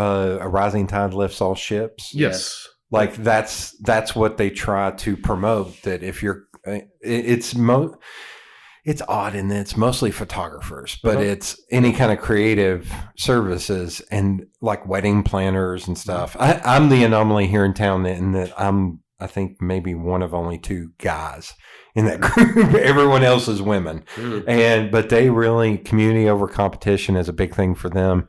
And that when it comes to design or illustration or photography, it's like, there's been times with Sean where I've been like, I know where I suck. I know where the I suck level is. And once I get right there, that's when I go, you're not going to hire me. You need to hire Sean and hand it off to him. I was like, because you're better than I am on this. Because I feel like I'm curious. You touched on this a little bit, but I learned how to do all these creative things because I got bored. Being a single dude with no kids, and I'm in my 40s, I'm just been like, okay, I'm pretty good at design. Let me learn how to do videography. And I would just knuckle down and learn it and then be like, okay, let's go back to design for a bit. And it just kept going to where I was like, I was just bored. And that's how I got to learn. And I also knew that every one of those assets I learned, I would learn what that I suck level is and where I needed to turn it over to somebody else. So I get you on that. Like, I think some of it came out of boredom, and some of it is figuring out the spots where I am not good enough, and I need to go to my neighbor and be like, "Hey, man, Yeah. You need to do this because I can't do this on your level. What to me? Yeah. I never answered the question about my like history. No, because but the little bit you've gotten into, it sounds like it's a mixture of art and also working, not to say blue collar, but working those jobs. Yeah. Okay. So everybody experiences this. I run into this all the time. There's the easily There's the easily communicable quality of something, and there's the difficult, and there's like a very distinct bifurcation of that. So this happens with my design work. When I'm talking to a client, it's like, am I going to talk to them about the easy part of this or the complicated part? Are they, you never know how you can bring people along on the ride. Right. So in terms of how I arrived doing what I'm doing now, to me, it's an obvious blank, blank, blank, blank, blank. To anybody else, it's like, it's like Daniel. Well, my father is a photographer. My mom was an art teacher. Oh, okay. Okay, Like I have nothing like that at all. And so for me, it all strings together. But so my dad is a Baptist minister, was from like a hellfire and brimstone Baptist minister. Snake handling. Not quite that level. It does explain why proselytize. What's the word? Proselytizing. Yes, I do. Yeah. I do have an evangelical bend. If I think something's true or good, I will tell everybody until they're tired of hearing about it. Yeah. I love it. And my mom, is sort of in a support role to my dad all along. My mother would have been like an excellent librarian. Okay.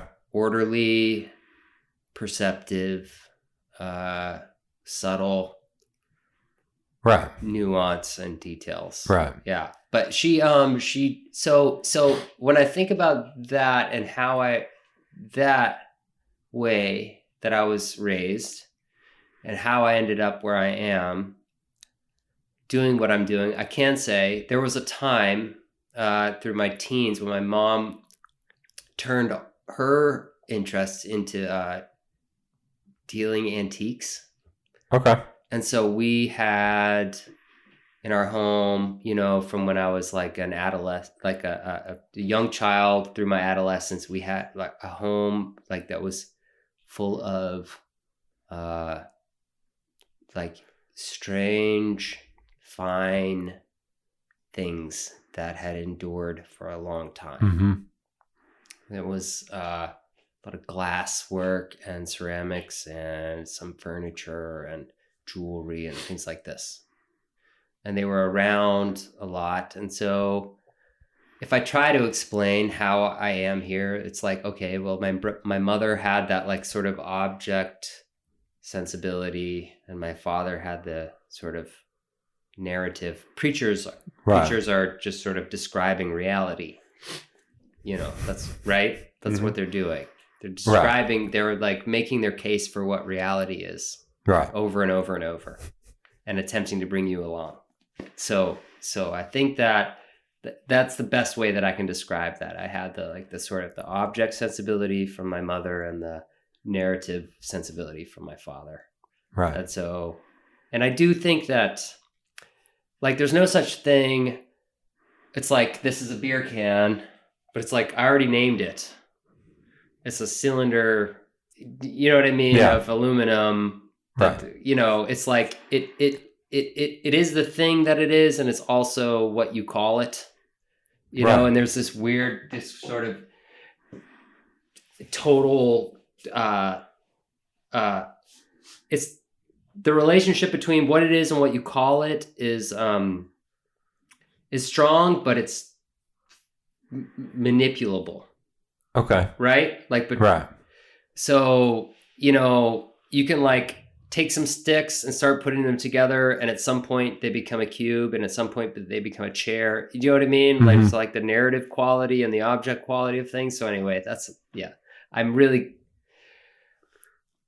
I think I'm making sense. No, it's making sense. Totally rambling. Because you've done such varied things, do you think this is the first thing that's fully clicked in your brain? No, or does it I still fully think click? I'm doing the wrong thing, actually. Okay. So when I heard Alex saying, like, yeah, I wanted to design cars, I'm like, right, you were totally wrong about designing cars. What you wanted to do is, I don't know, skillfully manipulate materials.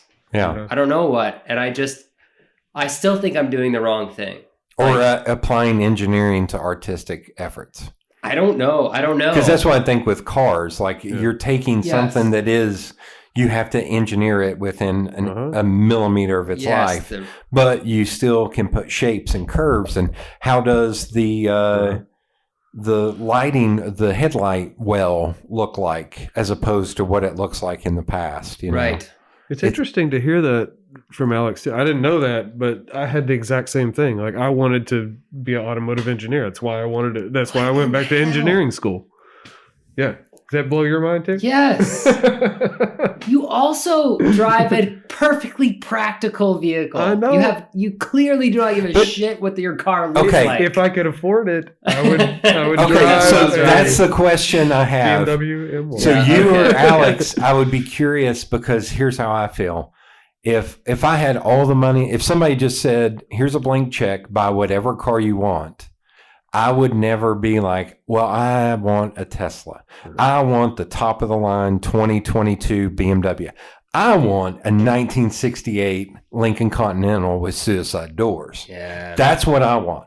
Right. So I almost wonder if it's that way with Alex and with you. It's like, I think there is something to that of like, you're being practical because you don't have, vast resources to buy whatever the Carmen Ghia or whatever the perfectly artistically designed car is in your mind. I had a 68 Continental with suicide doors. God, that car is the best. It was full of rust. I'm sure. And I spent more on the paint for it than I did on the car. Oh, yeah. Trust me, I've spent time on, was it not Kelly, autotrader.com looking up like, if I drive to Michigan, I can get this one. And then I look and it's like, it's only $16,000. It's like, it's still a lot of money, but that's also like, That's too much.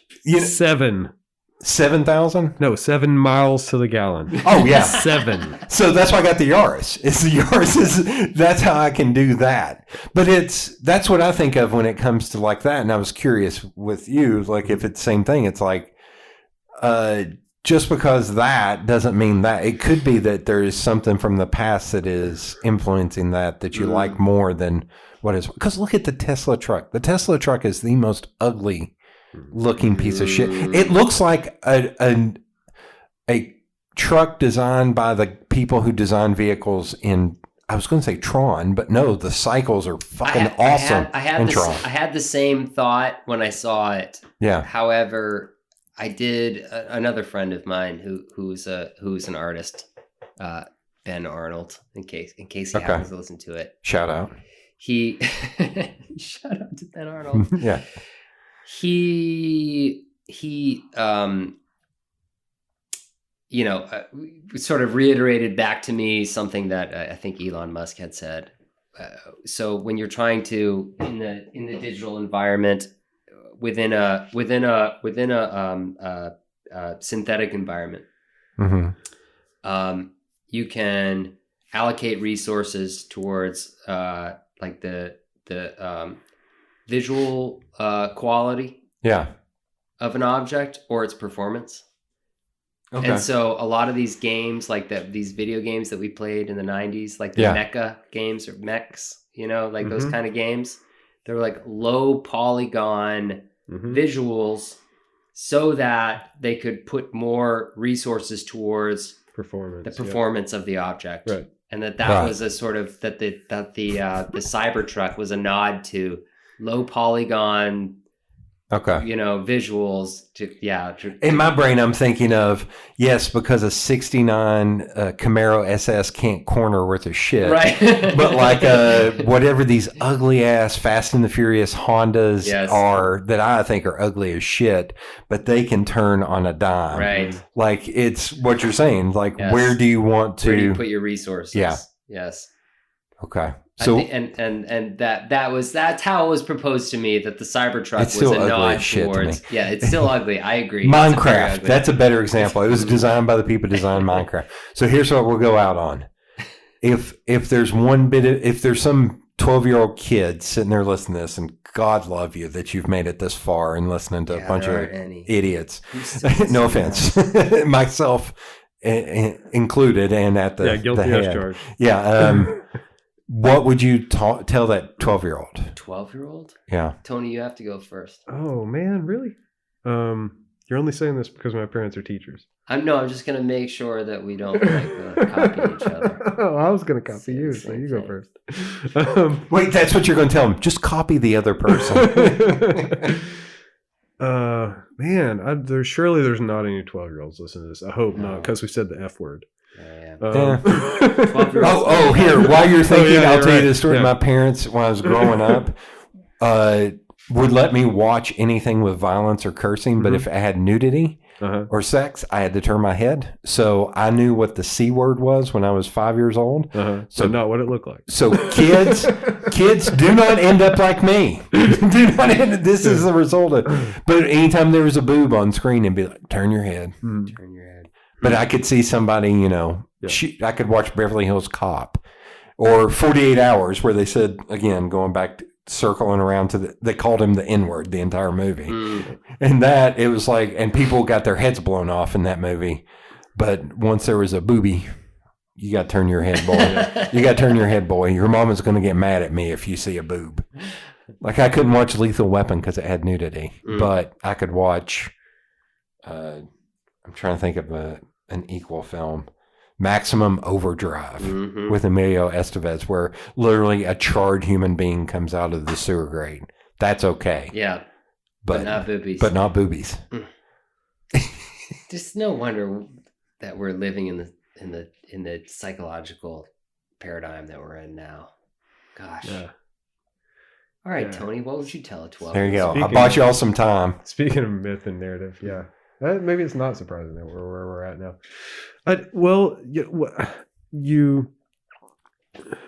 How do I know what a 12-year-old nowadays thinks? It's completely different than when I was 12 or even, 5 or 10 years ago. They have the, I guess this is the argument I would make,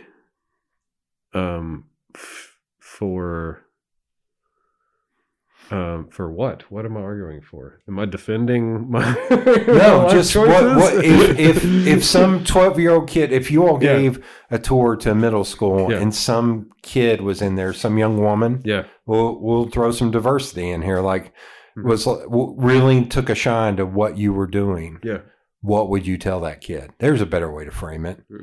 Like if you were giving a tour to a middle school kid and there was that, like he said, that one kid that was like, wait, that's cool. How'd you do that?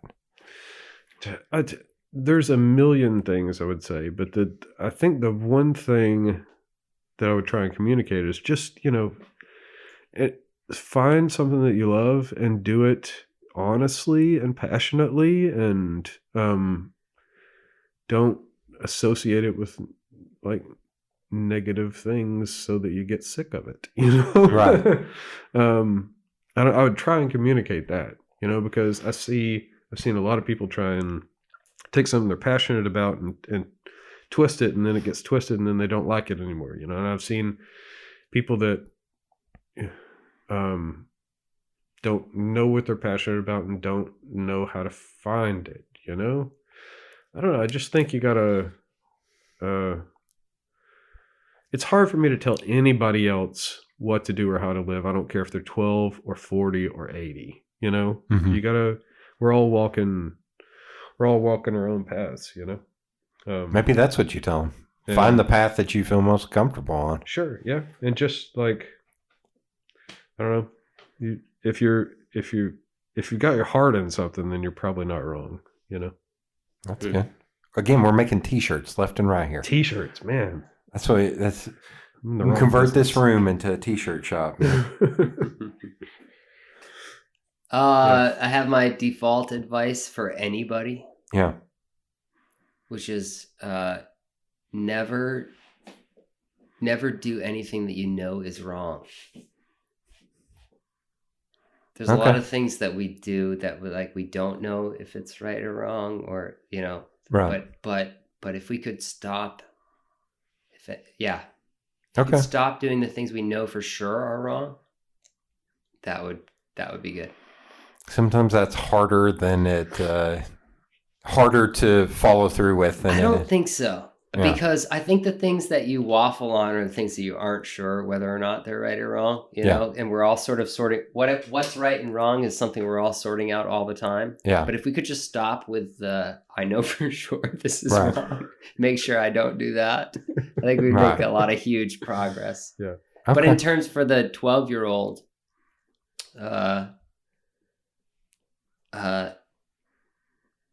there's this question of I think to myself at 12, I remember a time in my life where I was learning that I was clever, and it was late. I was like It was last week. post-teens, early 20s. I was just learning that I was clever. I was learning that I could figure stuff out. And I knew I just really did not want to just do a day in, day out job for everyone. And I remember asking somebody who I looked at as a mentor, I was like, can I just get good at a number of things and like find a way to make a living at that? And this person was like, no, you need to get a job. You need insurance. Yeah. It's like, no. It's like, no. And that person was wrong. Oh, I thought you were going to name that person. And you son of a bitch, I'm coming after you once this COVID shit's done. No, that person was wrong, but they didn't know. But that was their path. They didn't know any better. So, but the problem there is that we never know when the previous solutions are still useful. Right. So the question is, when is the past over? When is the past no longer a guide for the future? Okay. And I think that the world is changing really quickly, and to a 12-year-old needs to learn as quickly as possible how to sort out when the past is over. Okay. That's a good thing to end on. So thank the remaining two here in hour 12. Thank you all for being on. All right. Thanks, Jody. Our pleasure.